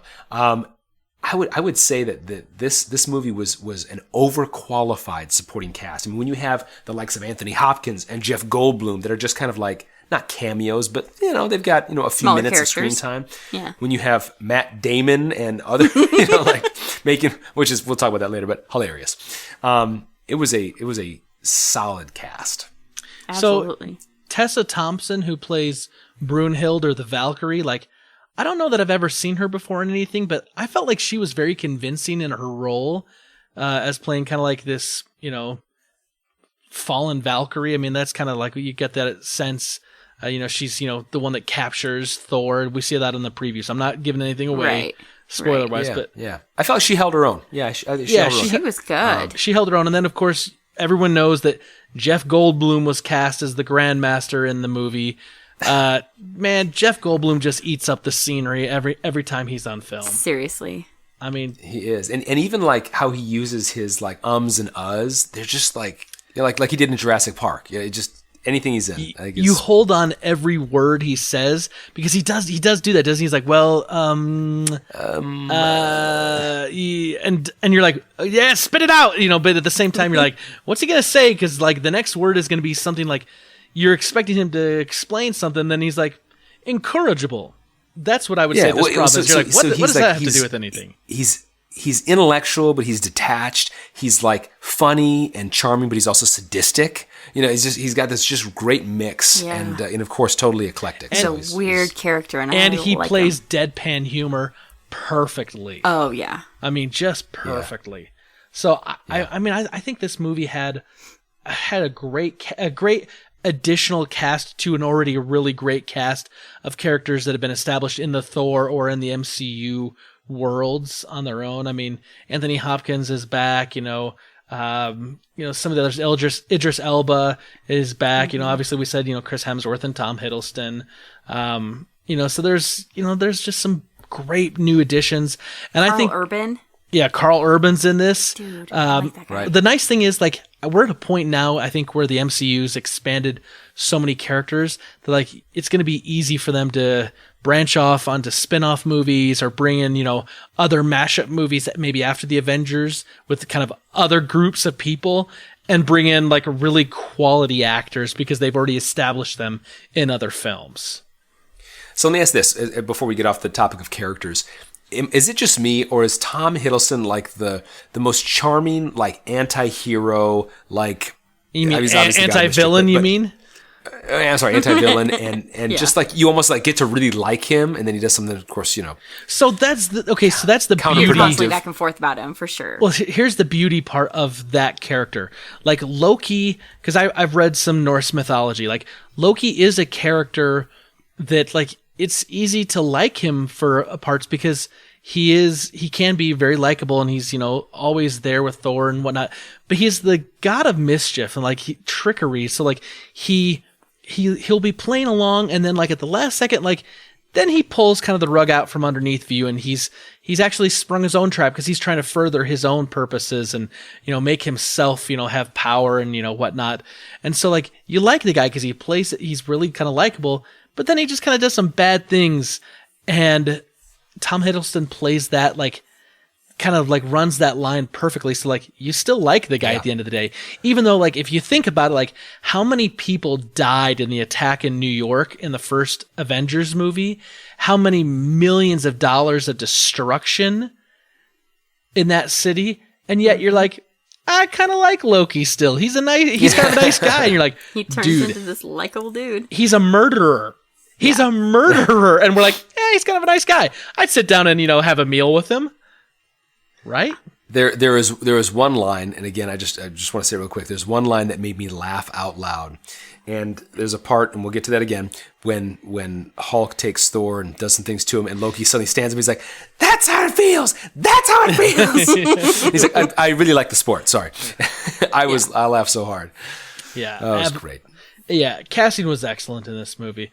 Music, so like this director, Taika Waititi, he's New Zealand born. He's done some other movies, but like none of them are like really big movies. And he's previously said like he was never going to direct any like, you know, kind of big picture, you know, like this type of movie, because typically directors have to sacrifice art in order to make money. Now, you tell me, did this guy do a heck of a job or what? 2 thumbs way up. Heck of a job. I mean, for a Kiwi. I'm just kidding. I hope... For anybody. I hope that Kevin Feige finds a way to use him again.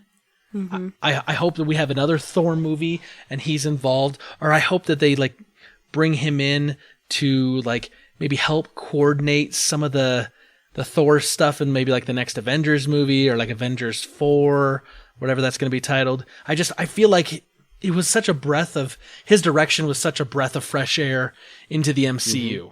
No, I agree. I think he was fantastic.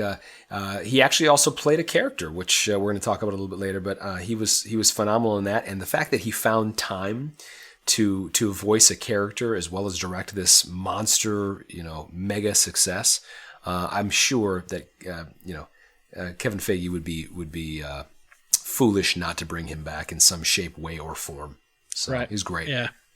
Let me ask you this, guys. Like these kind of big movies now, I mean, obviously rely on CGI quite a lot because obviously, I mean, let's be honest, just filming The Incredible Hulk, like getting him into it is got to be CGI, right?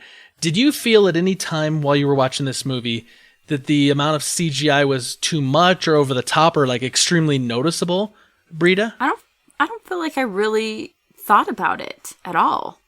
I mean, you're just asking the question now and going, oh yeah, they would have had to use a lot of CGI, but I don't recall thinking that very much. But maybe it's partly because I'm used to seeing the Hulk in like the Avenger movies and stuff, so it doesn't bother me as much. But I thought it was done really well, and I mean, I'm sure they had to use a ton of CGI for this movie, but didn't bother me one little bit. I didn't really even notice.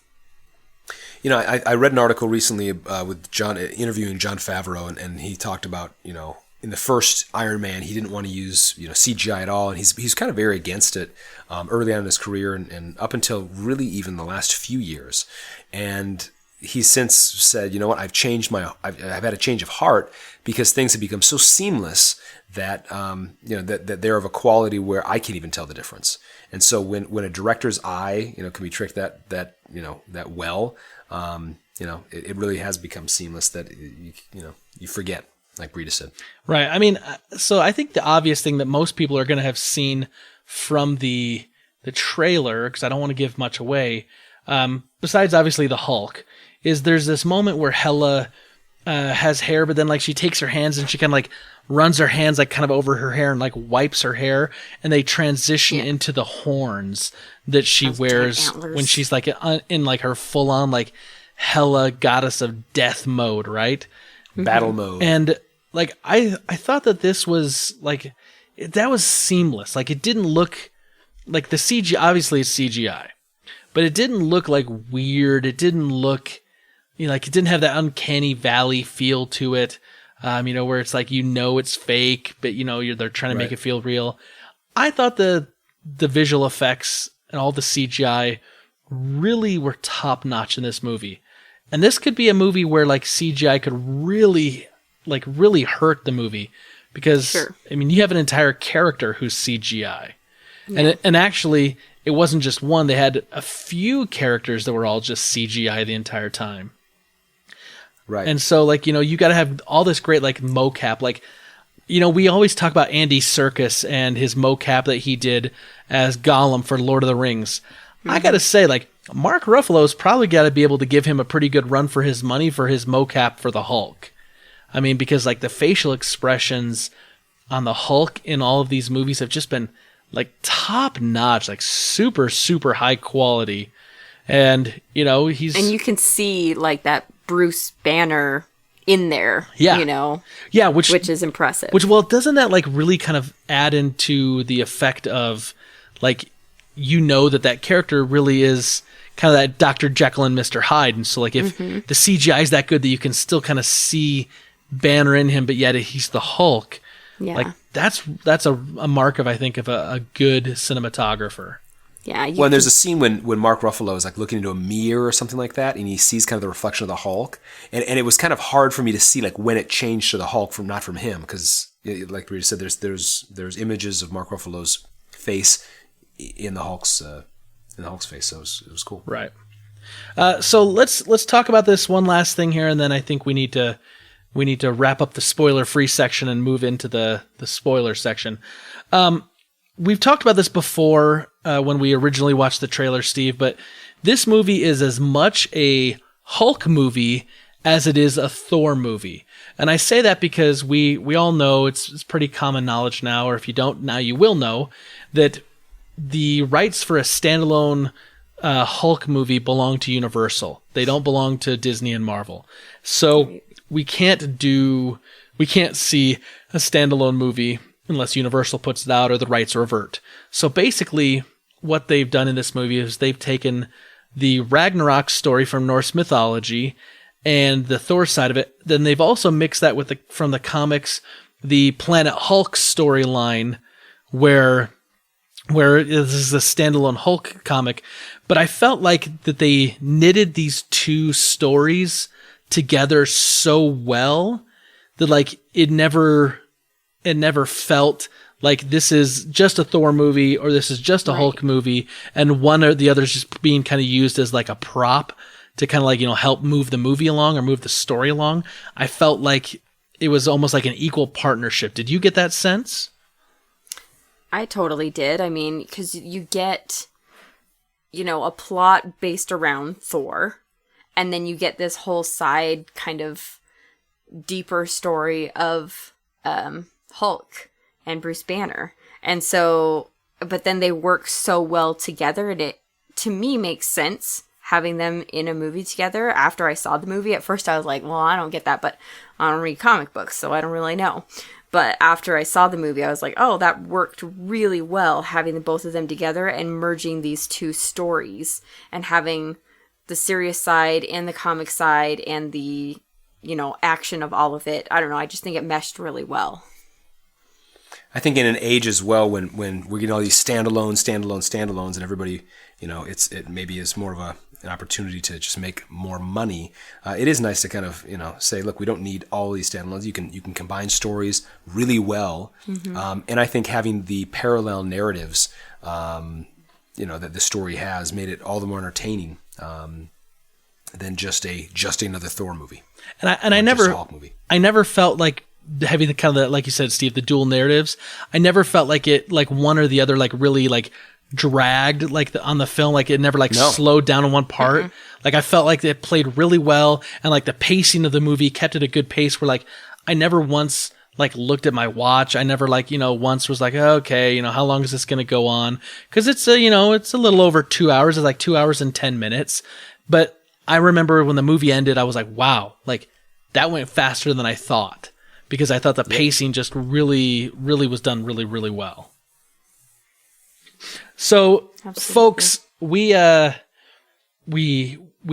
that you've enjoyed this little section, but we got to cut it off here. We want to get into the spoiler section and be able to talk about some of the other things, the plot and whatnot, and get into some other things. So if you haven't seen Thor Ragnarok, pause this right now, go see the movie, and then come back and finish the rest of the podcast. For those of you that have seen it, we're going to get into the spoilers right now. Okay, guys, let's talk about this movie, about the plot, and let's talk about some of the things that we now can get into. I loved the fact that this movie started off like in the middle of some sort of action. Like it wasn't just like a let's kind of like start telling this story and then get there. Like it immediately starts off right where we kind of saw in the trailer, where Thor is in some sort of like cage and he's in some sort of a prison and talking to a skeleton. Right. But like he's not really caged up there, is he?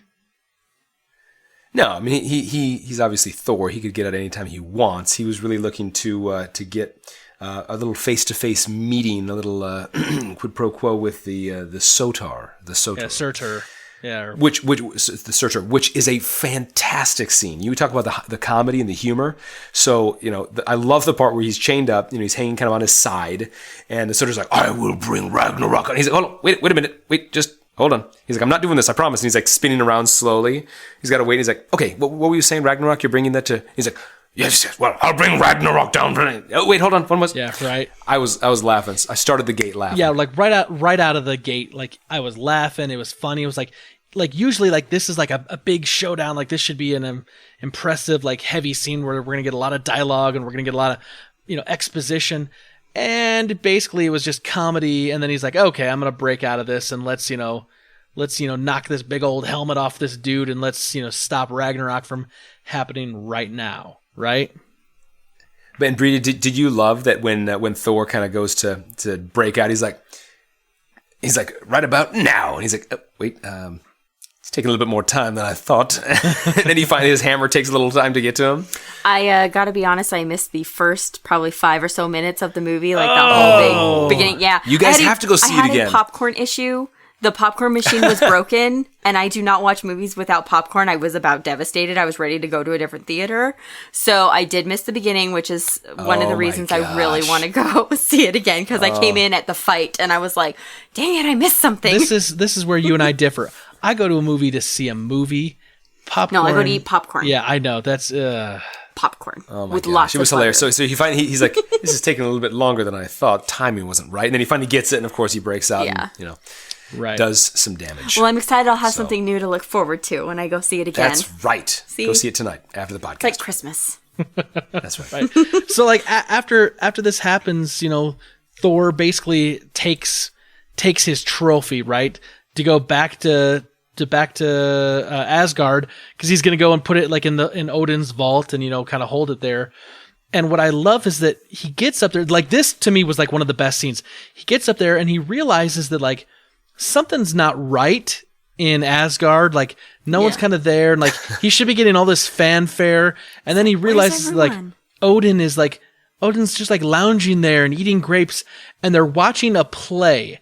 And the best part of this is like the play is a kind of like a tragedy telling the like a Shakespearean tragedy telling the heroics of Loki. The death of heroic Loki. Yeah, and they're recounting basically the plot from Thor: The Dark World, the second Thor movie. Yeah. Right. There's a huge statue of Loki as well that Thor grew. Right. Giant. And of course, like, we know that, like, Loki has hidden away Odin somewhere, and he's pretending to be this. And this kind of goes into what we were talking about with, Loki is the god of mischief. He is the trickery. It's the trickster. And the best part about this is who is cast as the actors in the play, because you have Chris Hemsworth's brother playing Thor. Luke Hemsworth. Yeah, Luke right? Hemsworth. Yeah. You have, I'm trying to remember who was playing. Sam Elliott playing Odin. Yeah, Sam Elliott playing Odin. You had Matt Damon playing Loki, right?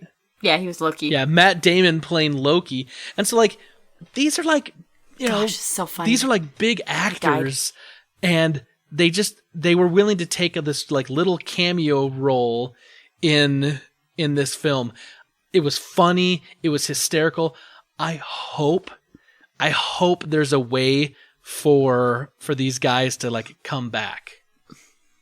And I was hoping there was going to be, like, another, like, subplay at the very end of the credits or something of them acting out some other story or something. Oh gosh, that would have been really good. Wouldn't that have been awesome? I love it that when I reference, he's like, oh, and his curly horns, his giant curly horns, and like his pale skin. It's hilarious.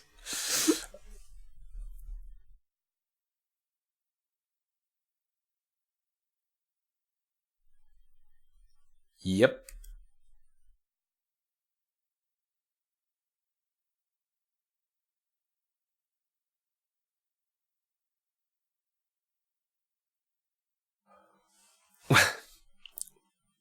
Well, as you recall, they're standing outside like shady home or shady acre, nursing home. Yeah. And it's being demolished by a wrecking ball. I And left Loki's him like, right this is here. right where I left him. He's like, you mean in the street or inside the building? So we get to see Doctor Strange. I thought that was really good. It's also kind of setting up this narrative that, like, Doctor Strange is going to be able to, like, influence things that can maybe be going on in Asgard, or, at least be a portal way between some of this stuff, which could give us, maybe ways of getting the Guardians of the Galaxy folks into kind of what's going on in this realm of the universe down the road, maybe. Yeah. But when Thor and Loki go to find Odin, Odin basically, like, talks to him and says, like, my time is done. I'm passing. I'm going to be no more. And he passes. Oh, and by the way, he says, and by the way, when I die, it's going to release, Hela, your sister, the goddess of death, from the realm of which I banished her, and she's going to destroy Asgard. Right. And enter. Forgot to prep you for that. Yeah. Enter Kate Blanchett. Gotta go. Okay, first of all, can I just say I love that Odin is in Norway. That's where they find him. Is Norway. Yes, which obviously ties into the Norse mythology stuff. Right. Yeah. I don't know. I just giggled and I thought that was funny and clever. So what I really liked about the Hela character is that, like, she has one gear. Her whole mission is, like, death and taking over and death and destroying and death. It's like, that's it. And then you see that, like, Odin won his throne, and Odin won all this power and renown through force of might. And he used Hela, which was this great weapon. And that eventually he realized that, like, he had to rule, his kingdom, and he couldn't have her be around anymore. It's like, he imprisoned her, he put her away, and then he tried to, like, gloss over, those aspects of his history, which is, I think, very telling of all sorts of people throughout history that have won power or kingdoms through force of might, that in their later years they tried to gloss over those facts and try to, like, rewrite that narrative and that history. Well, and the victors write the history, right? Exactly. Yeah. Well, and I think this was a point of the movie that I wish they would have delved a little bit deeper into, because I think kind of having that Asgard was was an empire founded on really war and, like, nation building. Right. I mean, it was really that. And then they stopped. Kind of they hypocritically kind of congratulate themselves now for being, like, a peaceful people and all the rest. And I know I love the scene and this is a little bit later in the plot, but when Hela goes back to Asgard and she and Thor are about to fight, and the ceiling has been broken down, and she kind of shows Thor, and Thor sees, this pictorial depiction of Odin and Hela, destroying nations and civilizations and whatnot. And I just think that there was a kind of a cool thing to see, like, as parents, as we are parents, how did you feel, when Hela kind of revealed Odin's kind of warmongering past? Yeah, I mean, it was what it was. Like, I feel like it's nice that it's nice that they were able to, like, reveal that. And so you kind of see, like, that's how we kind of got to where we are. And so, like, it gives you maybe like a deeper look at, like, or maybe a deeper understanding of maybe some of the politics and some of the things, the history that's played out to get us to this point.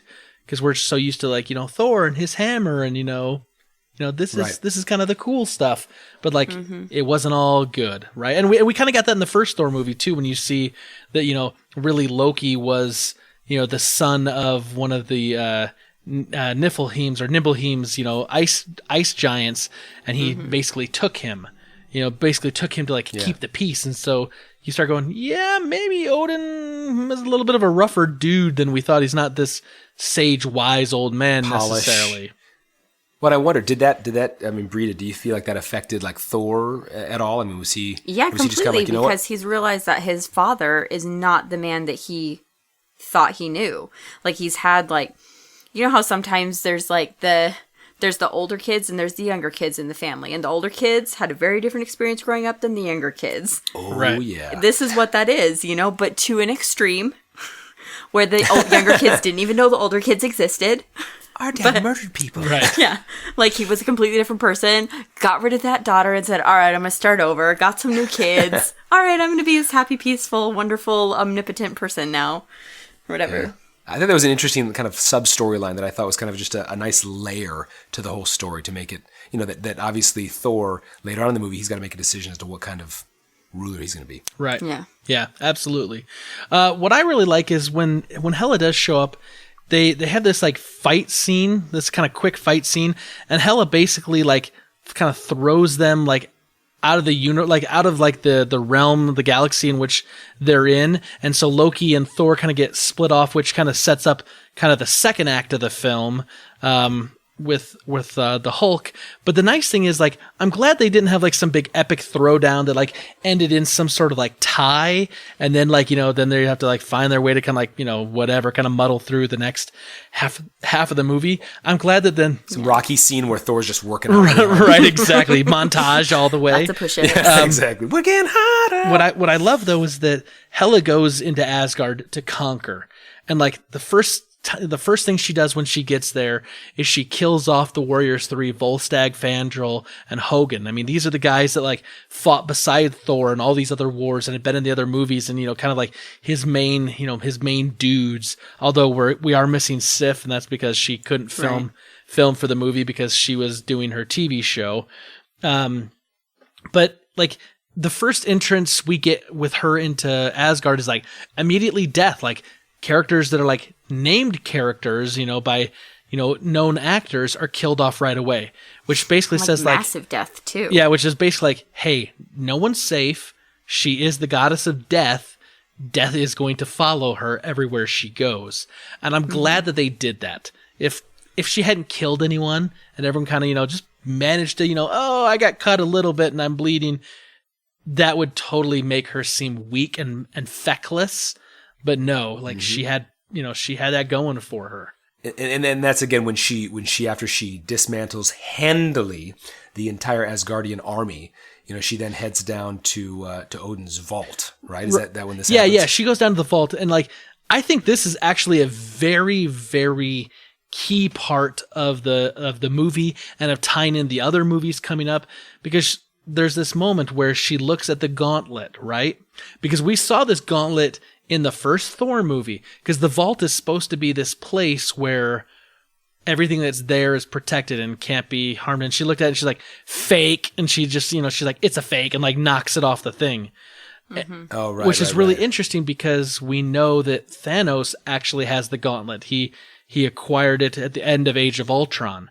So I started thinking about that. Like, why why would there be a fake gauntlet then in Odin's vault?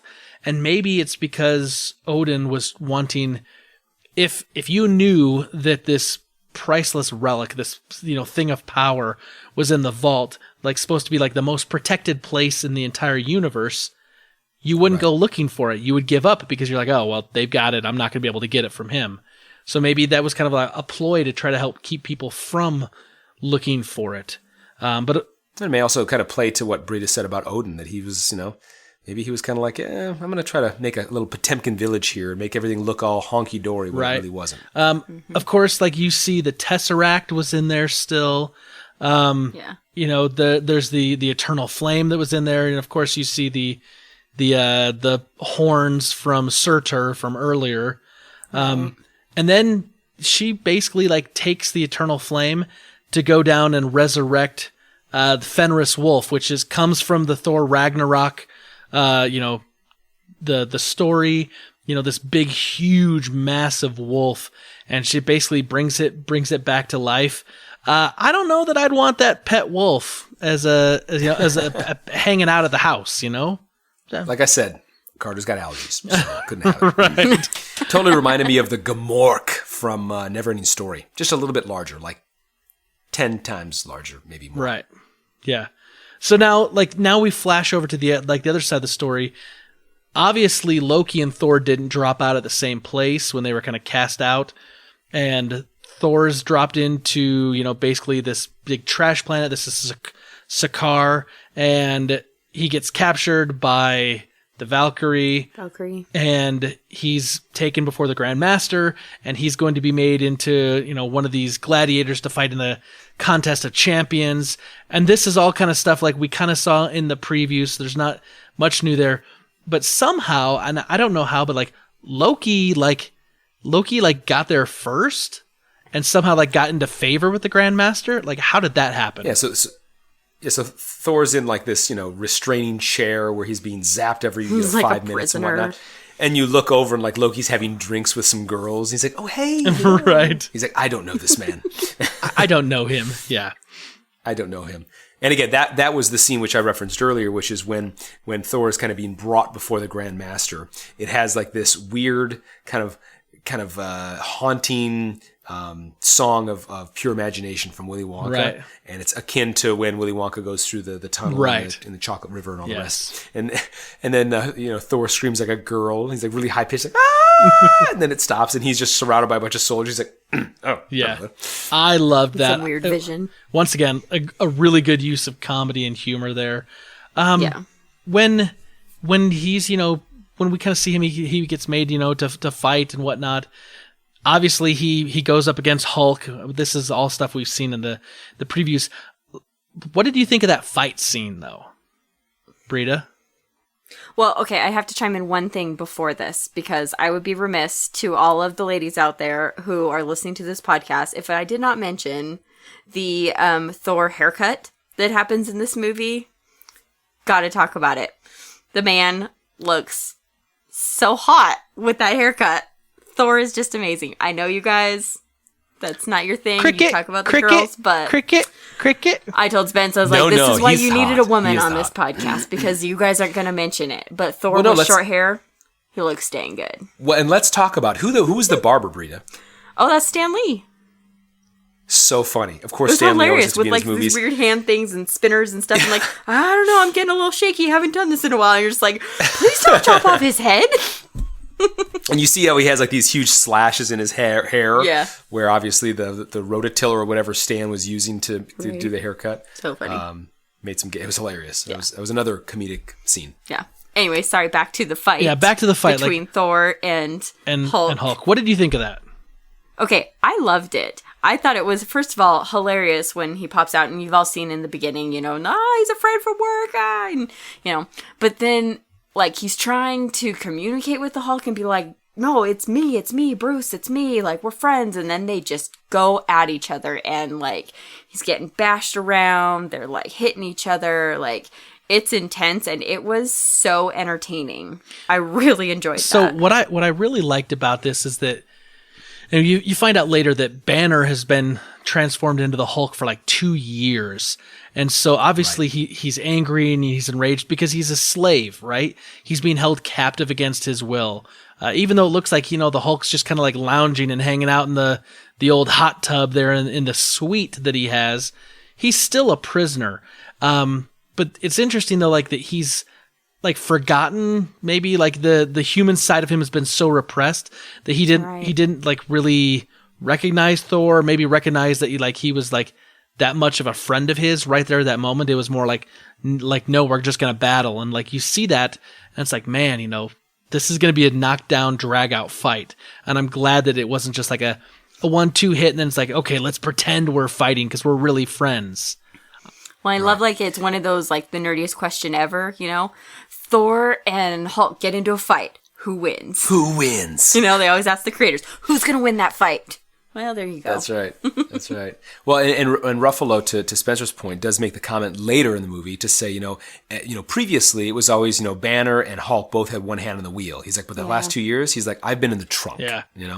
I love the fight scene as well, just to chime in on that. It was equally matched. You saw a part where, Thor, hits Hulk. He flies kind of around the rim of the amphitheater about halfway. And then he goes over and he's like, hey, buddy. He's like, I don't want to hurt you. He's like reaching out his hand. And you see Hulk have like this kind of innocent puppy dog face, and he goes to reach, grab his hand, and then he just takes him, and same as he did to Loki in the first Avengers, just bam, bam, bam. And that's when Loki stands up and is like, that's how it feels. Yeah, that's how it feels. That was an awesome moment. So that was great. So Hulk's about to overpower him, and here's where we see kind of the first, increasing or the surge of Thor's true powers. He sees a vision of Odin, and that causes him to become the true god of thunder. Right, because his hammer, like he always kind of relies on Mjolnir. He relies on his hammer. Right. And that's been destroyed now. And we don't know what the status of that is. Maybe it's going to come back. Maybe it's going to be reforged. Maybe it's done. We're not sure. We just know the pieces were left on Earth and Norway. But it is, like what you say, Steve, is true. Like we see him like really start to gain his true power in this, and it definitely, causes the fight to kind of come to an end, right? And then what I like is like, the next thing, like you see, like basically they end up putting the two of them in the same room together, and you kind of have this like conversation where like Thor's trying to convince, Hulk that, like, hey buddy, like we need to escape, and like Hulk's just like, there's no escaping. This is where we're at, and he kind of he does the talking, which I know some people didn't care for. I was fine with. After 2, I mean, he spoke in other movies, not a lot, but he did. But after 2 years, you'd think that he would do that. But eventually, they made the Valkyrie. They talked with her. They basically convinced her to help kind of trick some of the guards so that Thor can like break out, because he realizes that the Quinjet that Hulk flew here on is possible to maybe like, repair it a little bit and get it up and going. And even though Hulk seems like he doesn't want to leave, Thor's like, okay, I'm going to go. Eventually Hulk does join him, right? And then he is able to like revert back to being Banner, which is this great scene because he's in the Quinjet and Thor's like, Earth's mightiest Avenger, Earth's strongest Avenger.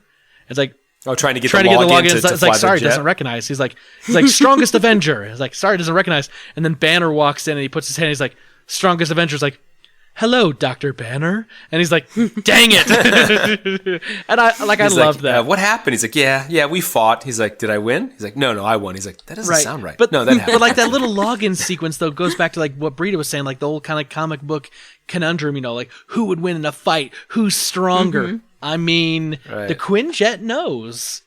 And it just told us. Now here's the funny thing. They've got to get this Quinjet. They've got to, they got to fight their way out. Obviously Grandmaster's going to stop them. But they basically have to like fly the Quinjet into like this portal that's like being like, like where all the trash is going to come through. And the name of the portal is the Devil's Anus. And I thought that was really funny. Like that just made me laugh so hard. Oh my gosh. Oh, on that note though, I have to go back. I'm sorry, but like the character who is the guard of the gladiators, his name is Korg, who's voiced by the director Waititi. Taika Waititi. Yeah, when Thor's like, he's like, what kind of weapon do you like, Thor? And he's like, I just lost my hammer. And he's like, I used to swing it and I used to ride my hammer. He's like, you used to ride your hammer? Right. He's like, it sounds different than, no. Yeah. It's hilarious. I was laughing so hard. Anyway, go on. You're right. Like that, I digress. There's a lot of humor there. So basically, as the story progresses, Thor and Loki and Banner go back to Asgard. Hela's got that place on lockdown. They meet up with Heimdall, who used to run the sword and control the Bifrost, and Valkyrie's with them, and like they've basically they step off that, and it's like Thor, Loki, Banner, and Valkyrie, and I'm kind of like, it was that moment where I'm like, this feels like Guardians of the Galaxy, because they were playing some music and it kind of slow-mo, kind of walking off, and like it kind of had that feel, I thought. I don't know if you guys got that impression at that moment. There's a little bit of Armageddon feel with Bruce Willis and Ben Affleck. Right. Well, it's a little bit, too, because it's like this mixed mash group of people where it's like some rather hesitant heroes who don't really want to be fighting or be a hero. Like Valkyrie, she just was like done. And like Loki, that's not really his thing. Right. And Hulk is like, I don't know, I just want to take care of myself. Like, I don't care. Like, but they're all coming together to be like, all right, let's go defeat this crazy lady. Right. So here's what I found is interesting, right? How are you going to defeat the goddess of death? Like, they get into this huge, massive fight, and Banner turns back into the Hulk, which earlier he said, like, if I turn back into the Hulk, I'm afraid I'm going to, I'll be stuck as him. So we don't know. Like, we may not see Banner again. Or maybe we're going to get a storyline down the road somewhere with, trying to split Banner and the Hulk out. I don't know. There's a lot of comic book material that they could pull from. Right. Valkyrie's fighting a whole bunch of, this army of the dead, basically, that Hela's got. Hulk is fighting Fenris the Wolf, which is like really kind of cool, like feeling from the Norse mythology. And then, of course, you have Thor going right up against Hela. And he doesn't have Mjolnir. He's like full on God of Thunder mode. Here's the thing let's talk about for a moment, though, that we didn't see, because the preview for this movie showed him with 2 eyeballs at this point in this fight. But during this fight, right. Hela rips one of his eyeballs out. And he loses an eye. And of course, Odin had lost an eye. Yep. And so... Same one. Yeah, same one. So he ends up with like an eye patch later on. But like, he starts fighting without an eye. Britta, as you said, to talk it from the woman's perspective, how did you feel seeing Chris Hemsworth, a.k.a. Thor, with only one eye? He is still hot. He's hot. Right. It's a little weird. I mean, but you're used to seeing these characters being maimed and mauled and, in various states of bloodiness and stuff. So really, I mean, it was strange, but it didn't bother me much, especially once he goes into like God of Thunder mode and like his one eye goes all like glowy, lightningy and stuff, like, I don't know. It doesn't bother me much, but I'm used to that kind of stuff. I love when And Odin he's still reminds hot. him, though, in the vision, he says, look, you were never the god of hammers. You're the god of thunder. Yeah. That Now, was sweet. so here's Would you forget? It's easy because, like, Because he always uses the hammer. everyone's kind of got their thing, and the hammer's his thing, and Yeah. Here's the thing that I found really interesting. Right, Hela is going to like Ragnarok is being, is like Ragnarok hasn't been unleashed yet technically because this still isn't Ragnarok because Surtur releases Ragnarok, and that was kind of stopped at the beginning of the movie. But there's no way to defeat Hela, and Thor realizes this, and so then he realizes that the way to do this is to release Surtur and basically destroy Asgard entirely in order to beat her and to try to escape with as many Asgardians as possible. I thought that was a great plot twist. I actually did not see that coming. I didn't Because either. I was like, oh, they're going to deal with this and they're going to call it Ragnarok because it's going to be this big battle, but like Thor's going to prevail somehow. But he didn't. The hero did not prevail. Now, the hero prevented the death of all of the Asgardians, but he didn't save Asgard. He sacrificed his home planet. Because we learned in this movie that Asgard is not a place. It's a people. Right. Right. Come on. And, they do mention that a time or two. Number of times. Towards the end. Yeah. So, but I get it. It's the feeling of the place and everything. So yeah, it's kind of crazy. Then you see this giant devil monster thing, Surtur, whatever, like just destroying everything, which is just not what you expect, and it's nuts. And right. Yeah. And drives a red hot iron sword into Hela into the ocean, and then as they fly away into the sunset. Yep. Yeah, so that. But is she really gone? They get on this big huge ship and they get as many people out and they take off, and like that's it. Like Asgard's done. Like I'm curious to see how that's going to be handled in upcoming movies. Are they going to? Because in comics, like they've rebuilt Asgard in like Oklahoma of all places. What? Like that's like where they settled all their people. So like, yeah, my guess is they'll probably settle in Norway. That's what I'm going to guess. But that makes sense. That's how the movie ended, and I'm kind of glad that it ended on like this. Like now Thor has to lead kind of this ragtag band of orphans from their home planet, and like be this kind of leader that's not going to lead by force like Odin did when he conquered, but like he's going to have to settle them and like help them be like refugees and like be a support for them and a protector for their people and like help try to rebuild this civilization. And I like that. Like I liked that it ended on that kind of a note. It gave it more gravitas. Yeah. Even though there was a lot of humor and a lot of great action, like it gave it some gravitas towards the end, right? Yeah, absolutely. It creates some more serious issue, I guess. Now, of course, this is a Marvel movie. There's not a Marvel movie that ends without any post-credit type of scenes. So the first post-credit scene we see is we see this big, huge ship, right? Because Thor and Loki are talking, as I recall, and like Loki's asking, like, hey, do you think they're going to be okay with me coming back to Earth? And Thor's like, yeah, sure they will. And then of course, like we see this big, huge ship kind of fly up and kind of like dwarf the ship they were on, which I thought was already big. Right. Do you guys know which ship that is, or have any idea? I have none. It's a Klingon ship, P-22-790. It's actually Thanos' ship. Oh, well, that makes sense. So, oh dang, yeah. So, like, I don't know how that's gonna play in yet, but it's coming, and this is it's probably going to be where we see the start of their characters going into the next Avengers movie.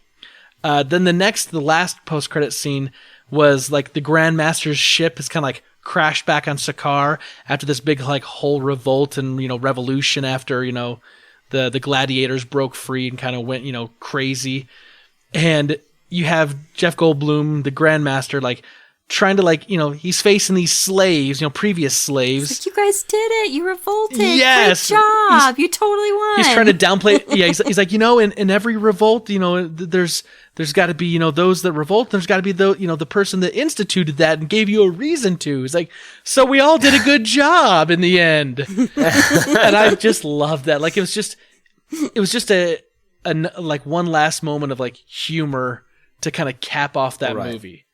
Just really super fun. And obviously a callback to Korg's earlier comment about like, I tried to start revolution. He's like, but only me mum and her boyfriend showed up, and I don't like her boyfriend. Right. I love that character. That is freaking awesome. Yeah. So only me mum showed up. Yeah. Man, like this, I loved this movie top to bottom, through and through. I think it's probably one of the best Marvel movies that's come out. I agree wholeheartedly. Yeah, absolutely. So here's the thing, Steve and Britta. We're talking about this, and we're kind of talking about Thanos a little bit. This post-credit scene. There is rumors that maybe as early as tomorrow. Now, this will be a day or two before the podcast actually releases. That the trailer, the long-awaited for trailer for Avengers: Infinity War, is going to release. Really? So we're going to be able to see, hopefully, before our next podcast, we're going to be able to see this trailer and be able to discuss it and, see what maybe this impact of the Thor Ragnarok is going to have, and that may give us a bigger clue. Because something that was really interesting is that this footage of this trailer was released at D23 this year, and we kind of talked about that. But in that leaked trailer, Thor had both of his eyes, so they intentionally used that as kind of a red herring to not give away anything for Thor Ragnarok. Yeah. So love it. It'll be interesting to see if that remains the same or if that is different now that this movie's come out.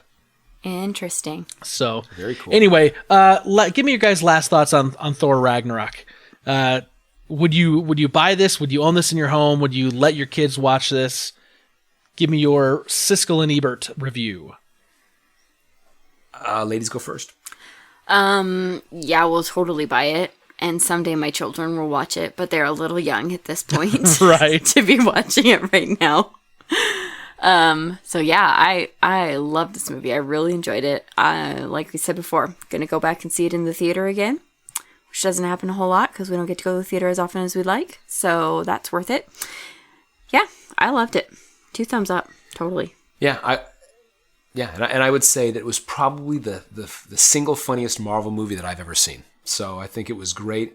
I think it even surpasses Guardians of the Galaxy 1 and 2. First Avengers, Spider-Man: Homecoming.